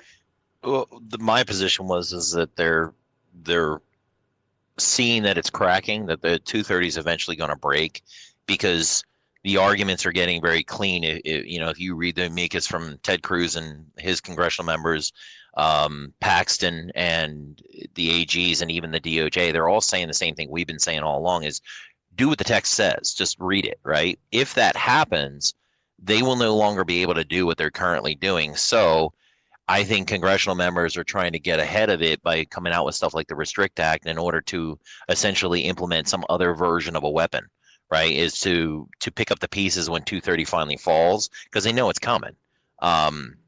It's a matter of time, but they're trying to delay it as long as possible because that's the tactics of the government. The government will be there forever. It will outlive us all, right? So delay, the loss of 230 as long as you can, and then have something like the Restrict Act in place, or that Tort one, or not the Tort one, the antitrust legislation. I started reading that and I was like, oh God, here we go again. I mean, it's going to make it worse and worse and worse. That's all this really is. At least that's my opinion on that. All right, I'm back. My phone. What's up, suckers? Who are you going to yell at? I need to know. And what about? Do it, please, for all of us. What? I said, who were you going to come and read Black Pill and do it? Yeah, no, I mean, yeah. Oh. First off, hi guys. It's been a while. Okay, thanks. Cool. Yeah. Anyway, Jason, I know the work you do and everything that's gone on, but here's my problem. The courts are not in our favor. They don't give a shit about us. They're never going to take us down this way. So all this effort put into thinking we're going to beat them in courts, honestly, isn't working. This isn't the solution. No matter how many times you sue them, 230 is not going away. 230 goes away when the people of this country flip the fucking government and we actually make the changes we need to make. That's it. You're not doing this by suing them. And this is why going in the weeds, which is what Samuel was talking about, is accurate. Because most people are like, whoop, over their head when you get into most of this stuff. It's a simple concept of we should be allowed to speak freely on the internet. The problem is you're never going to win that fully either, because it's a fine line between whether or not these people are editors or not. And because they're private corporations, this isn't the public square. You don't have a clear argument because they can claim it just as much as you can claim it, that it doesn't violate the rules because they're a private company. It's their forum. They pay for the servers. They have the right to do what they want. Well, they're an editor. Well, they're not. They're not necessarily publishing. They're doing this. They're deciding what content they want. Just like in my business, I get to decide what content I want to see and who I want to do and don't work with. I mean, it's such a complicated argument, both sides, that the government is not going to side with the citizenry over these big multi-corporation conglomerates that are doing global products. They like the ability to control thought. They like the ability to do this. And until the people in power are gone, it's not going to change. So, I mean, it's the same with the election lawsuits. You're not going to win them, because the guys cheating are the guys running the judicial system. Well, why would they break the system? Why would they let you sue the system that they're using to stay in power? They're not. So we fight over all these things, but where have we gotten in the last 20 years, 15 years of all these lawsuits? Is anything improved? Has anything changed? I mean, if you believe in free speech, then just go to Gab. Gab's not restricted. They're on their own servers. But people don't want to use Gab because they don't want to go through the effort of having to pay him with a check because he can't use normal processors. And he has his own servers, but nobody wants to do that. Why? Because when you go to Gab, half the post replies you get are, you damn Jew, you damn this, you damn that, you damn this. And it's like, whoa, guys, I just made a point. Like, what's with the attacks? Like, in this, in that. So that's the problem. Is people, as much as people believe they want free speech, they don't use the platforms that provide it because in reality, they don't like hearing those commentaries and they don't want to deal with those people. So nobody really cares to see a fully opened internet or a fully opened social media platform. It just doesn't work. It's not polite. It's not the public square. You don't have, people want to see rules. They like to be governed. So there's not enough people that believe that what Twitter and Facebook and all these places are doing wrong. There's a probably 20% margin that believes in it, that it's wrong. It's not enough because that 20% isn't active enough to go flip the government and take things back. And that's our issue. So I mean, like I said, I know you bust your ass to make these changes, and I know you work hard to make this. I just don't. I think he was going to say he doesn't see a resolution. Have you heard about the Punchbowl's Town Square? Everyone's tuning in every Monday to Friday, 8 a.m. to 11 a.m. Eastern. It's the talk of the town on Exospaces 2.0. Truly, it's a can't-miss event. All right, now let's get back to the action. Enjoy the show, folks. It's something special. Ding. All right, who was in that pool that we bet on Aaron? You guys each owe me $1. I lost. I totally won. I'll give you $1. I bet that. What was the bet? I gave you the benefit of the doubt, Aaron, and you blew it. What's the bet? We knew you were going to choose somebody out in some way, shape, or form, just with your verbiage. And Jeff was like, no, give him the benefit of the doubt. And we're like, yeah, okay, buddy. What, you thought I wasn't going to directly talk to somebody? Well, that's not me. Come on now. Jason, we normally on a daily tell Aaron to shut up. So you got your complimentary. Jason knows who I am. Jason and I have talked plenty of times. He said I have a lot of respect for what Jason does. I don't see us winning these battles. That's all. I actually agree with literally almost everything he said. I mean, you're right. I don't think we can. I mean, in the back of my head, that's why I'm depressed about this, because I don't think that the courts will allow this to happen. Although I do disagree that there is cracks forming. The Fourth Circuit's Henderson decision absolutely put a nail in 230. So did the Enigma decision. But the thing is that can you get enough decisions from enough outside courts? I don't know. Do I agree that it's probably going to be impossible? Yeah. But the only thing you can do in any fight is fight. You don't fight because you know you're going to win. You fight because it's just worth the fight. I mean, and like you said, you know what I do? I have busted my ass on this. I mean, I've put myself in such financial risk and everything else for this country. And then but the point being is that I'm not saying that, like you're saying there's extremes, and I get you. People are out here talking about the internet should be a town square and say whatever you want. No, it shouldn't. I think these private companies have a First Amendment right. I think they should censor what they choose to censor. But you said, well, they can do whatever they want because they own the servers. Well, a landlord owns a home. He pays the taxes. He does all the things, keeps the upkeep. It doesn't mean that he can say, hey, I don't like, Jews like staying in my house. That's breaking laws. There are laws that are in. That's their argument. I'm saying, no, I don't say. Right. And I mean, I think they have a First Amendment because they always bring that First Amendment argument. I'm like, yeah, they have a First Amendment. Right. That's cool. I'm not suing Facebook because they violated my censorship rights, right? I'm suing because they took my business out because they became my competitor. It's what's called a dominant party in a group boycott. They're working with my competitive advertisers to wipe me out. So they found reasons to get rid of me. That's a tort, right? It's antitrust. And the point is that they violate laws. We can't even hold them accountable for that. So, no, I'm not one of these people that are like, oh, it should be a town square. You can say whatever you want. No, I disagree. I think they should.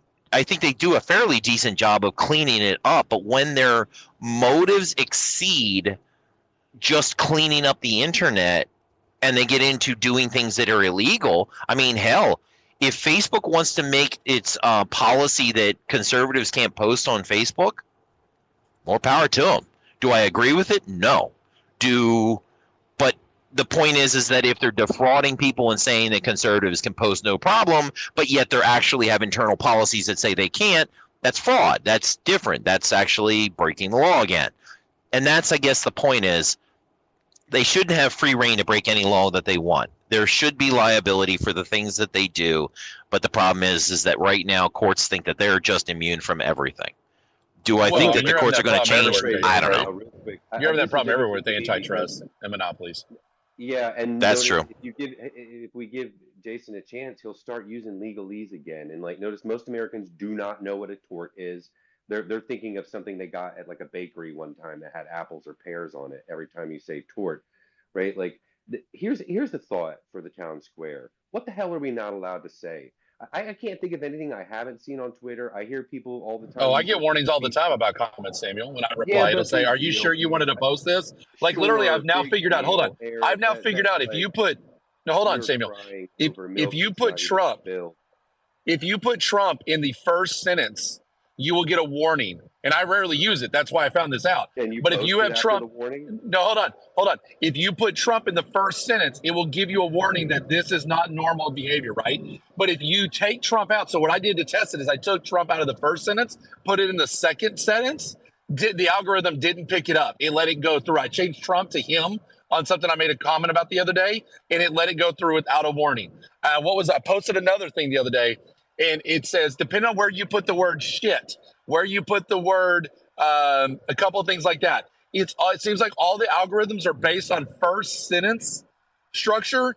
And if you put it in a second or third sentence, the algorithm won't get it. So that is false censorship because it's telling you, and that's Jason's point, right? And I think most people understand that. They've seen that kind of stuff happen. Yeah, you can say it, but you don't know what it's going to do to your reach or your algorithm after you go ahead and say, yeah, you're wrong, post it anyway.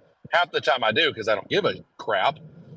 But yeah, I mean, it's one of those things. That's the point, is that I think most people understand it from that level. Yeah, when he says tort, most people aren't getting it. But I think majority of people understand monopolies and antitrust, and what he said a minute ago about how a company can not only say, well, you can't post here, but I'm going to go work with all the other social media companies to make sure they ban you too. Like, that's the type of stuff that shouldn't be allowed, and that's a pure violation of law.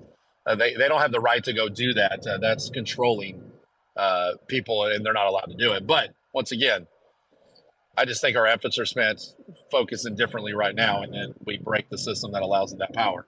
But hey, Jason, I will say, from someone I know closely that works at Meta now in a pretty decently high position, even Meta is struggling right now with their policies from the left.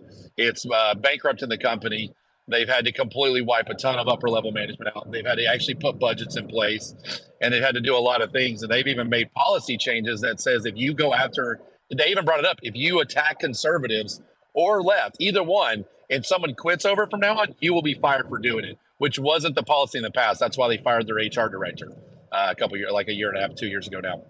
So the left's woke ideologies are causing major strifes in these companies that can't succeed any longer. And they're realizing they have to change. So some of this may just be a matter of weathering the storm because their policies are failures, and they're destroying these companies from internal. They can't get proper help. They can't get proper anything to do all this new data, because it's not just lefties that want to be in computer engineering and computer programming and construction. It just doesn't work. So they're going to eat themselves alive.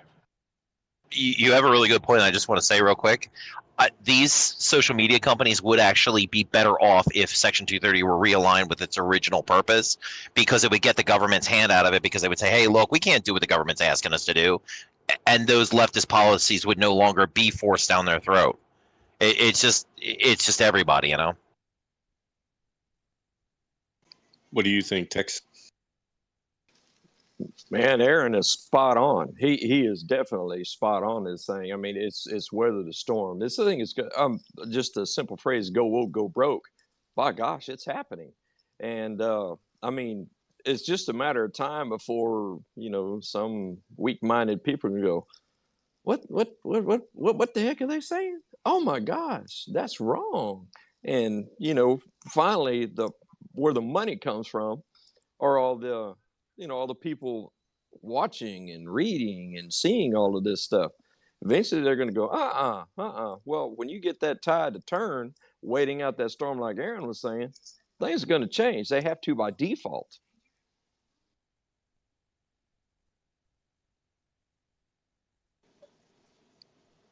Erickson, how goes it this morning? Doing good. Hope y'all are doing good too. I just want to give you my view on things. You're never going to change the corrupt system that is in place. These people are above the law. They can do anything they want. No matter what you do, they are above the law. They can checkmate you. Now, you're not going to change it because we are decades too late. We're at least 70 years too late. We should have been doing this 70 years ago. Now, Jason, I'm not telling you, not to do what you do. Everybody needs to do what they need to do, but you have to understand they're above the law. And my personal view is do not participate in the corrupt system. Pull out of it. Nothing is going to change in this world until the people rise up en masse and start making the changes. Until then, nothing is going to change. Although I appreciate Erickson's doom and gloom, I gotta say, Erickson, you're smart enough to know that things have changed, that we have continued to get more rights, that conditions across the planet even continue to get better for everyday average, just humanoid creatures trying to eat and get through their day. And that even if you want to like focus on the West or focus on the United States, if you look at conditions in our nation, they've continued to get better and better and better. I mean, please, in 1996, none of you could have envisioned that you would be sitting on a piece of glass in your backyard talking to folks all over the friggin' planet freely. I might remind you, we're speaking freely right now. And a lot of you are going to post shit on Twitter today that I can't believe somebody would post on Twitter, but we're all allowed to do it. There's free speech happening everywhere, but we get lost in these weeds. I think it's also interesting that Jason's concern with Facebook is commercial and not personal. Like that matters. Well, Samuel, contrary to popular belief, doom and gloom does exist. Just like people think conspiracies don't exist. They do. And you had doom and gloom in 2020. And if you don't wake up, you're going to wake up in the near future, go brush your teeth, go to your TV set, and find out you're locked down again. Don't tell me that's not a possibility. And it can happen with the snap of a finger. So please. No, I'm not going to argue with you too much, Erickson, but it's definitely getting better. See, and I'd love to hear you say, like, I understand there's some darkness in our world, and I'm not urging for like naivete, right? Or for people to put their head in the sand. But I am saying it would do us well if we noticed that things are getting better.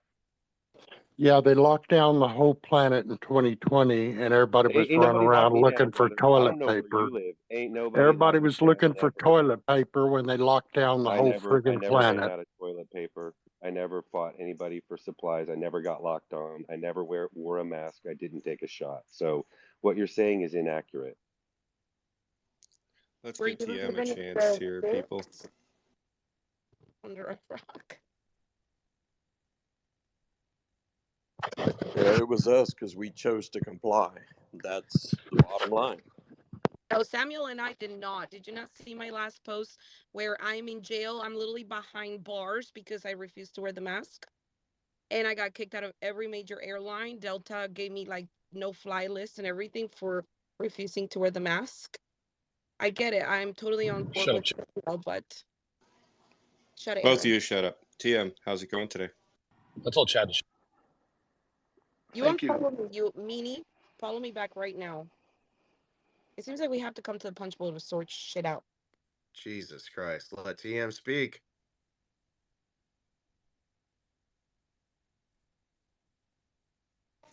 TM, feel free, bud. Yeah, good morning. Just wanted to place my order. I'll take an apple tort and a cup of coffee, please. Fresh. Anyways, Sir, this is a Wendy's. I got him. I'll be right back. Yeah, no, same Burger King. You can't have it your way. Jason, honestly, I personally appreciate what you're doing. You're fighting a complete uphill battle. You're standing on, like you said, you're standing on that hill by yourself.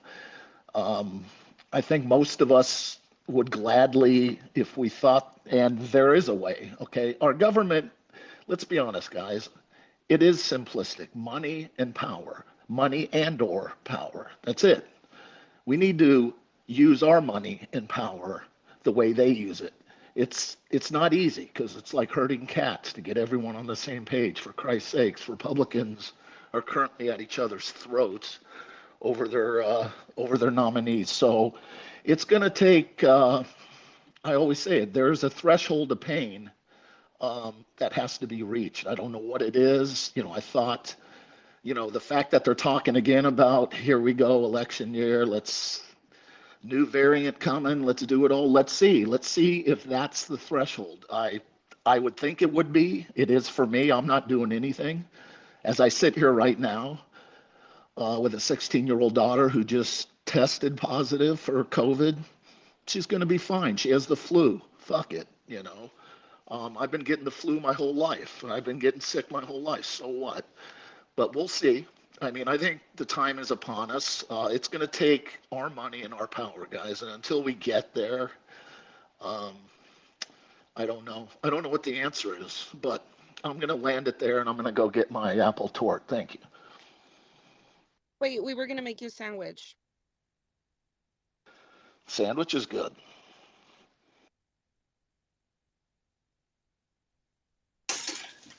Go for it, chat. Yeah.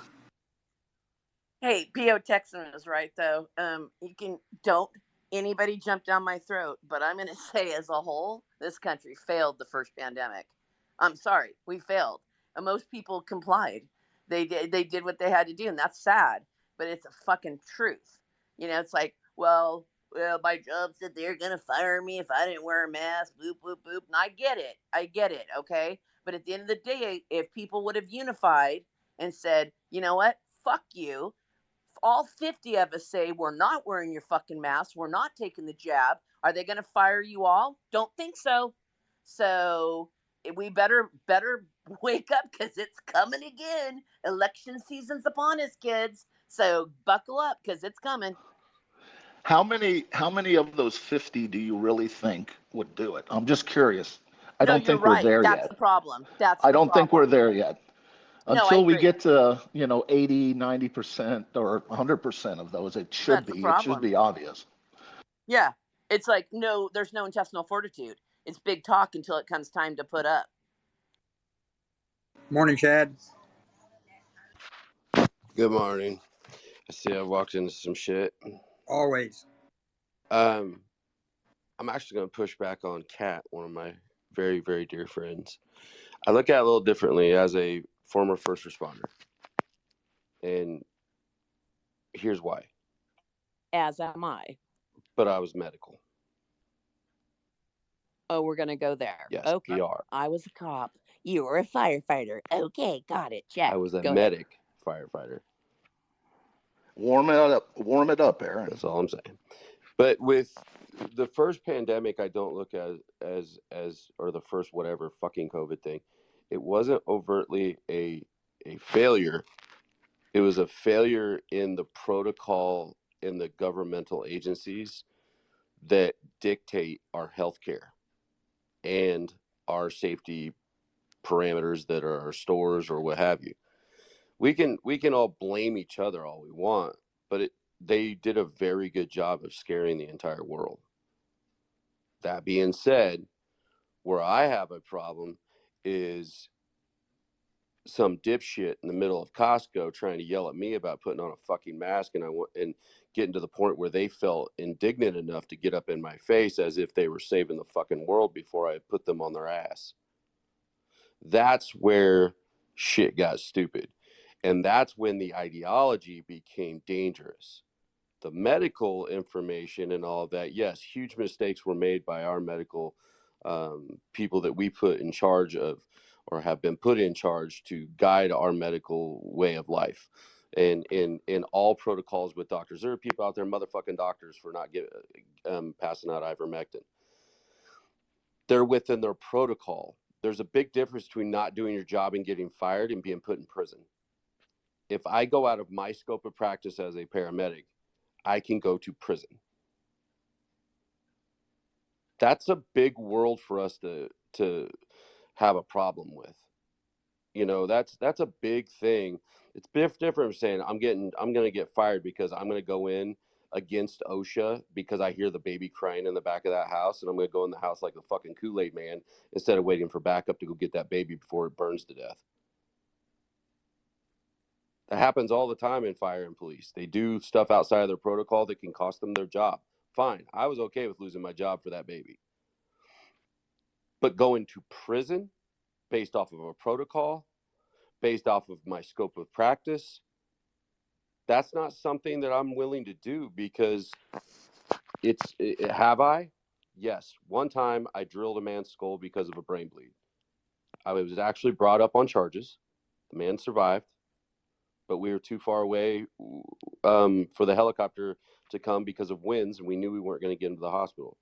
I used an IO, drilled a hole in the back of his head, gave enough relief so that his own brain didn't squash in its own brain bleed. There was an investigation to bring me up on charges. I went outside of my protocol, but I did it based off of what I learned in the military as a medic that dictates what happens in the medical field. So that being said, the first COVID situation, I hope we can learn what we learned from COVID instead of the ideology, i.e., medical freedom is just as important as anything else. If I want to wear a mask, wear a mask. If you want to wear 30 masks, I'm going to laugh my ass off at you. But go wear 30 masks. I don't care. You can put a fucking tampon on your face. I don't care.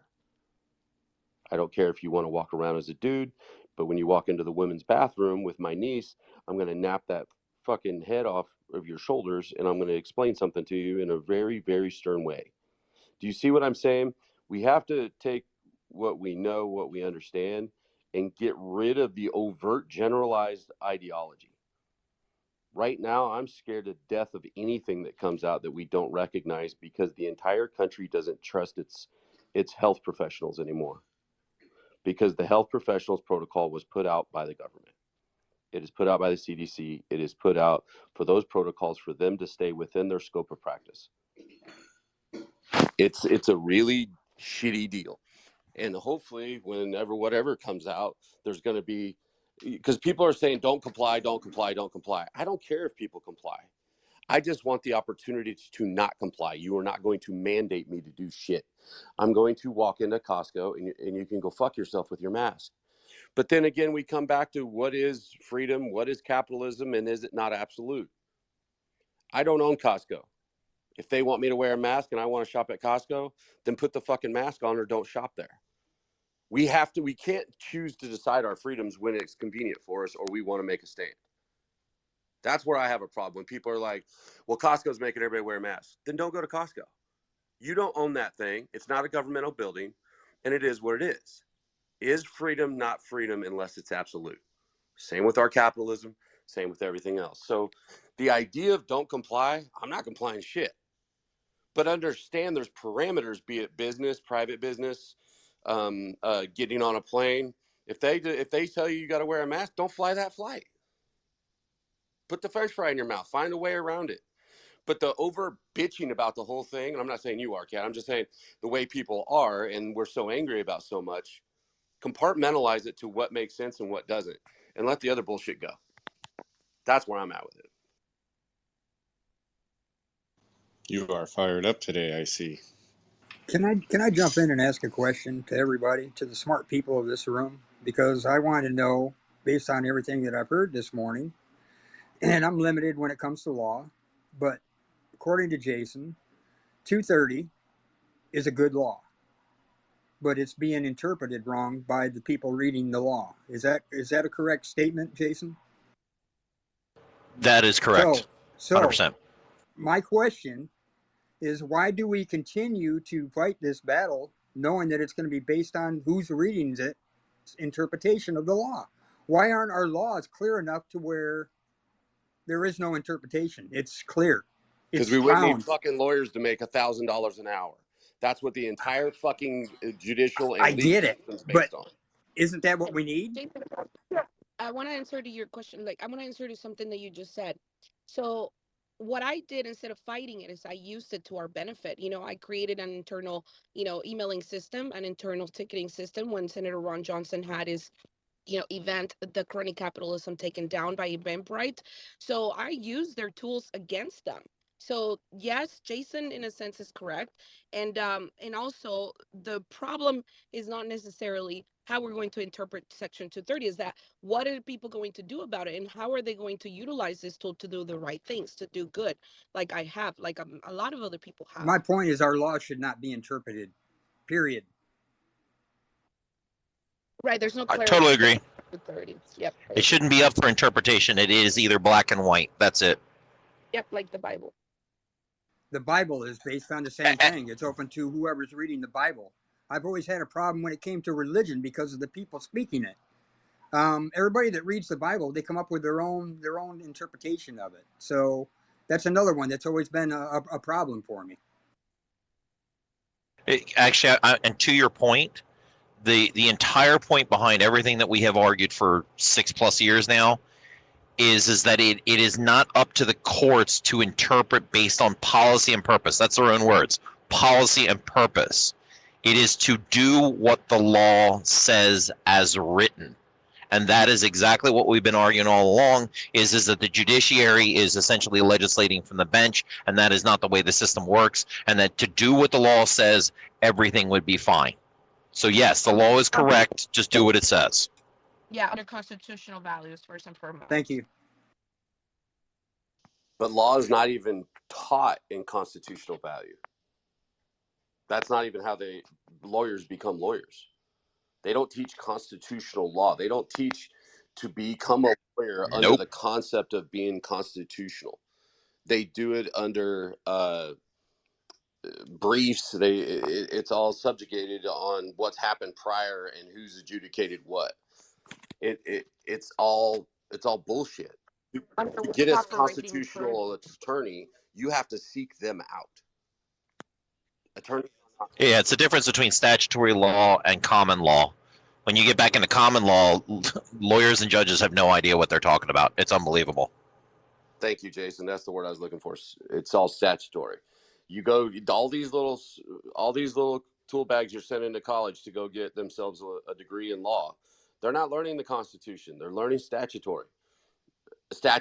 That's all this is. Our entire legal system is based on statute. And why judges are able to sit up there and go, well, that statute's this or that, and it leaves that opening. If there's no opening, we made our laws black and white, we wouldn't need lawyers. It'd be pretty simple. That's why the whole idea, and one thing that's never been fought in the Supreme Court, is the idea of DUI being a 0.08 across the country. Our laws are supposed to be specific to a crime. How the fuck am I supposed to know if I'm 0.08 between the beer and the shot I took comparative on my weight and when I ate and when I didn't? There's too much gray area. But you know why?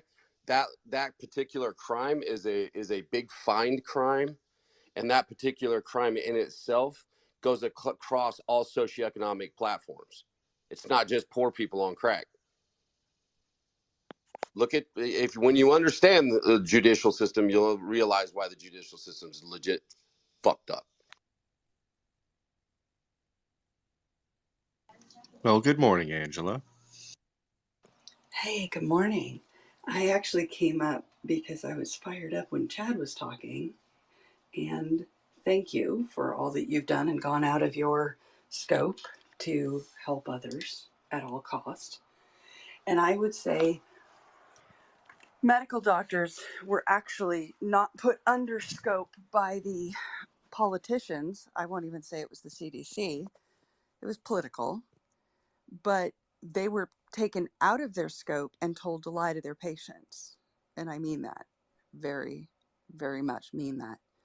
Medical doctors, normally, if you went to your doctor and said, don't feel well, it's within their purview to use whatever medicines have already been approved of that they think might assist you until or unless new protocols are developed that address it. Okay? And they're allowed to tell you the truth based on your current health, whether or not some new therapeutic is recommended for you. Not this time. They were all told you're not allowed to speak against this, period. Every pregnant woman should be told to take it. There was an agreement between the American College of Obstetrics and Gynecology, and they got money. They got paid to tell the women you must get this, despite the fact that there was no safety studies, period. Okay? So, yes, there's been trust broken. There will be trust continue to be broken until these doctors stand up and say, we were forced and I'm sorry. Until they say, I'm sorry, I fucked up, I lied to you, people are not going to believe them. People know they were lied to. And now what's happening today, and I didn't see who was speaking earlier, and I'm sorry, and you can get support for your daughter. What we're learning due to the 2 or 3 studies now that have come out is we're seeing IgG4 class switching in anyone who's received 2 or more jabs, regardless of the timing, when it, how long ago it's been. We're seeing IgG4 class switching. What does that mean? The immune system is shutting down. It's becoming tolerant to whatever's being exposed to the body now, especially when it comes to anything having a partial protein related to COVID. Doesn't matter what strain, how far down the line it is, how far up the line it is, how many times they recreate it, we're more susceptible. So in that case, anyone who's received 2 or more shots needs to be pre-prepared with a treatment protocol. There are a lot out there. Nooney's not here. She has a great link to a whole bunch of resources. So nobody's saying this one doctor, that one protocol. You get to go figure it out for yourself. There's a lot of them, but it's essentially early treatment. Antivirals, antiviral nutrients, medications, whatever you feel is best for your family, but be prepared because these individuals are at higher risk. Those at lower risk are those who never had a shot, those who only had a placebo, if that existed, those who only had 1 shot of any type, or those who had COVID naturally before they ever had a shot. And this is not me making it up. This is what came from the study, and I'd be happy to share with what I found for you guys.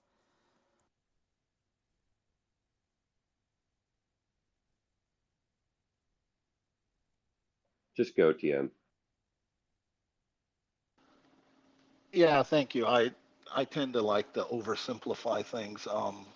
I spent my other life, my early years in law enforcement, and it really is as simple as this. I remember when they started teaching us about our authority and about, American, our justice system. In the beginning of that class, and I'm sure it happens in law school, and what makes the foundation, one of the pillars of our country is our justice system. It's unmatched, or it's intended to be unmatched in the world. And it's simply but beautifully represented by Lady Justice, a blindfold, a set of scales, and a sword. And our justice system must be blind and equal before the sword comes into play.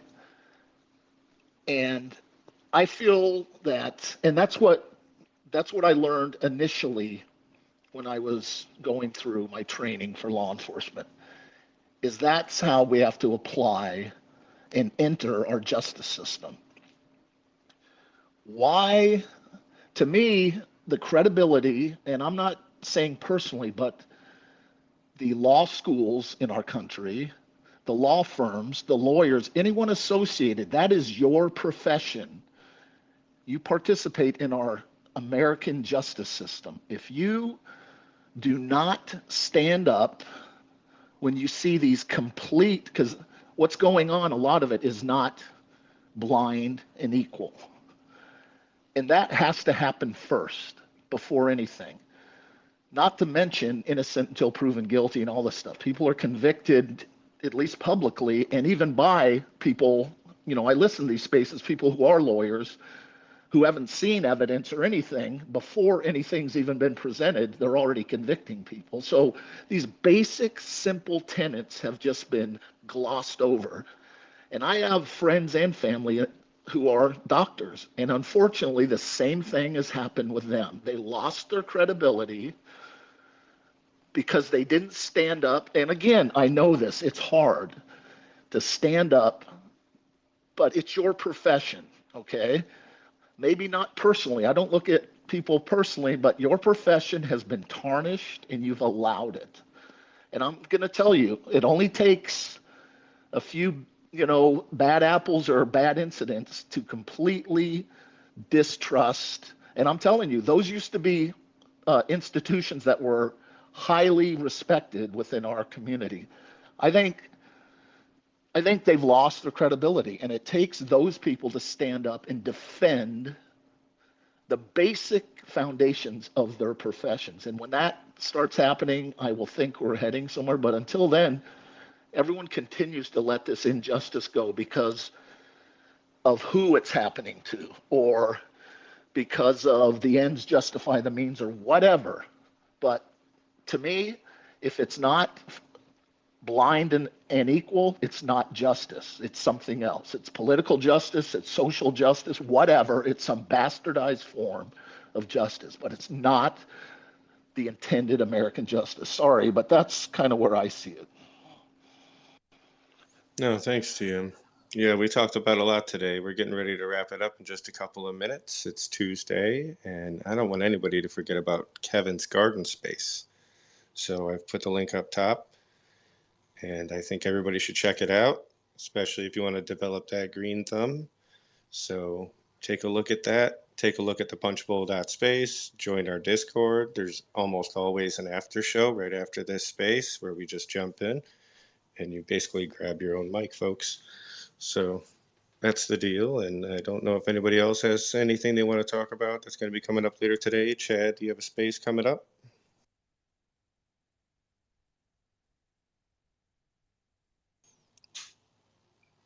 Chad's in the shower, folks. Sorry. He's out punching his neighbors. Yeah, I just pulled a gun on my neighbor.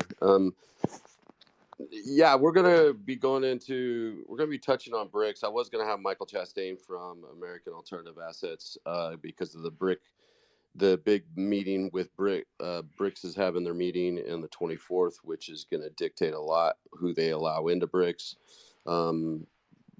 Is that going to be another hit on our economy and the dollar? We're going to be tapping into that. I think Michael's coming on tomorrow though, so I might move that show till tomorrow. I don't know. But other than that, yeah, we are having our spaces all this week. Drew and them being in Milwaukee, they're not having spaces with the Drew Berquist show, but my 2 and 6 o'clock, we will have spaces in the show to ask questions and hear from you. So yeah. Oh, with my host Shell, and then we have Kat and Shell. What do you guys got for Shell Shock this week? I don't remember. We're working on it. I'll go ahead and thank Kat and Shell and everybody else at Red Voice for that Amanda Milia space the other night, because that was a pretty epic 4-hour conversation. It was pretty awesome, wasn't it? And I think, Samuel, you like Amanda. No, I'm just kidding. Who doesn't? She's a tall chick that doesn't give a fuck, likes guns. She's a conservative, would rather blow smoke in your face than deal with your bullshit, and can wear pumps like nobody's business. I'm in. Exactly. She's She badass. tells people to smoke. Like she said, cigarettes are freedom out loud, and I'm like, oh my God, this person, her for president. That's America for you. That and her dad taught all of us how to be badass with Red Dawn, Apocalypse Now. I mean, damn. And the best part, and a lot of people have missed it in the. She goes, my dad has guns all over the house. I'm always like, and I'm thinking she's gonna say, well, my brother brings his kids over and it's dangerous or something. And she's like, I'm always afraid that I'm gonna get a call, some hooker picked up a gun or something and shot something. So she was basically saying my dad has guns all over that place with hookers. I'm like, he wrote Apocalypse Now. He wrote he wrote Red Dawn. I mean, and directed. I mean, come on, man. He doesn't get much. Conan the Barbarian. Conan the Dirty Barbarian. Harry. Dirty Harry. I mean, this guy is like the epitome of alpha shows, and the idea that she's like, yeah, I'm always afraid some hooker's gonna pick up one of the guns or something, and I'm like, wait, what? She didn't care, and he is everything that we think he is. I think my favorite part of that entire interview is when she was talking about how she dressed the first 2 days on the job on the Hill and then realized that she was trying to impress a bunch of really dumb people because she was smarter than everybody there, and decided that she was just going to wear pajamas from then on. And I laughed so hard I was crying because she said they were just really, really dumb. And I just, oh, that it frightened me and then cracked me up at the same time.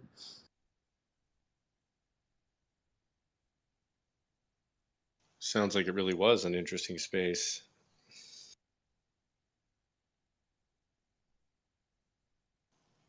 Well, shoot. That's all we have coming up then, huh, guys?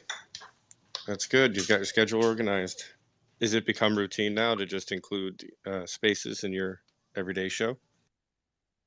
So yeah, since we've been able to figure it out, and Shell is hosting those spaces for the Red Voice.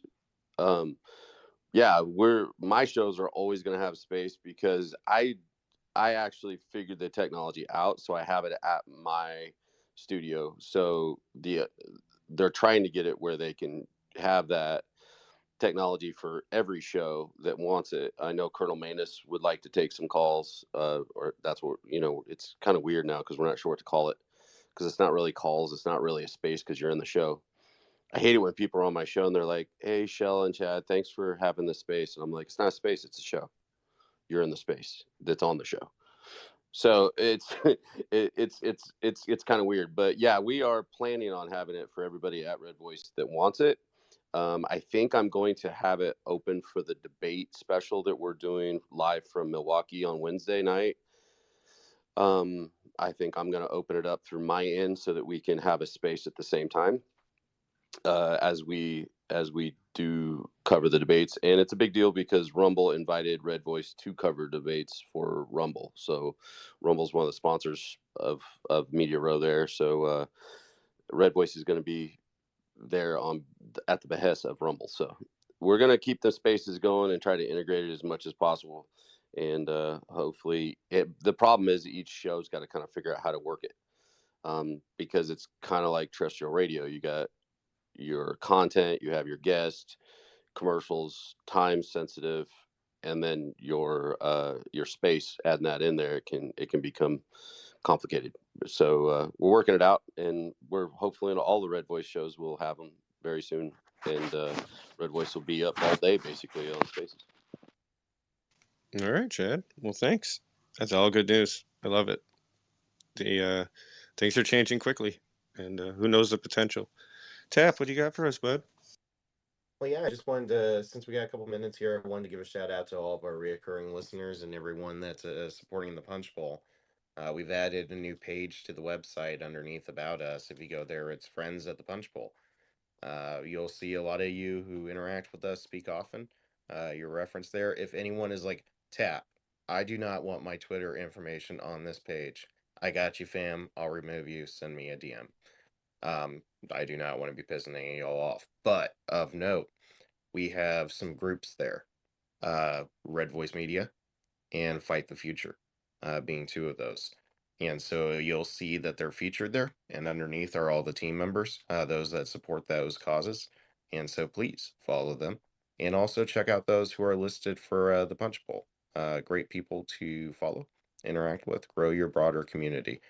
Um, and also thank you to the 25 people that have now signed up for my locals. I've been sharing a lot of content out there between articles and then also screen shares for some GPT use cases. Some simple stuff showing what that it's capable of. And special shout out to the 4 people that have signed up to support. You are actively helping to pay the bills around here for the Punchbowl's API cost. So thank you so much. So yeah, that's my selfish plug for the day. Oh, and if you got a couple bucks at the bank, give it to a food bank and do a buddy check. Doesn't have to be a veteran. Just check on someone today that you haven't talked to in a while. It may be awkward. They might be like, "Why are you calling me?" Be like, "Because you're kind of a reclusive fuck, and I wanted to make sure you didn't kill yourself." And be like, "All right, cool. What's up?" It might be a good conversation.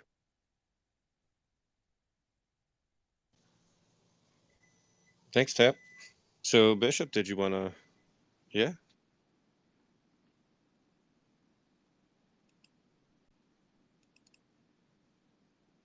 Tuesday nights just got better, believe me. Tune in to the Garden and Homecast with Kevin and Webb, straight from the picturesque Nelson Gardens. Live every Tuesday at 7:30 p.m. Eastern on X Spaces 2.0. A beautiful show, folks. And now back to our regular programming. You're in for a treat. Tuesday. All right, looks like everybody shared their upcoming spaces. Chad 2 and 6. It's been a good day. A lot of information covered. A lot of sensitivities were raised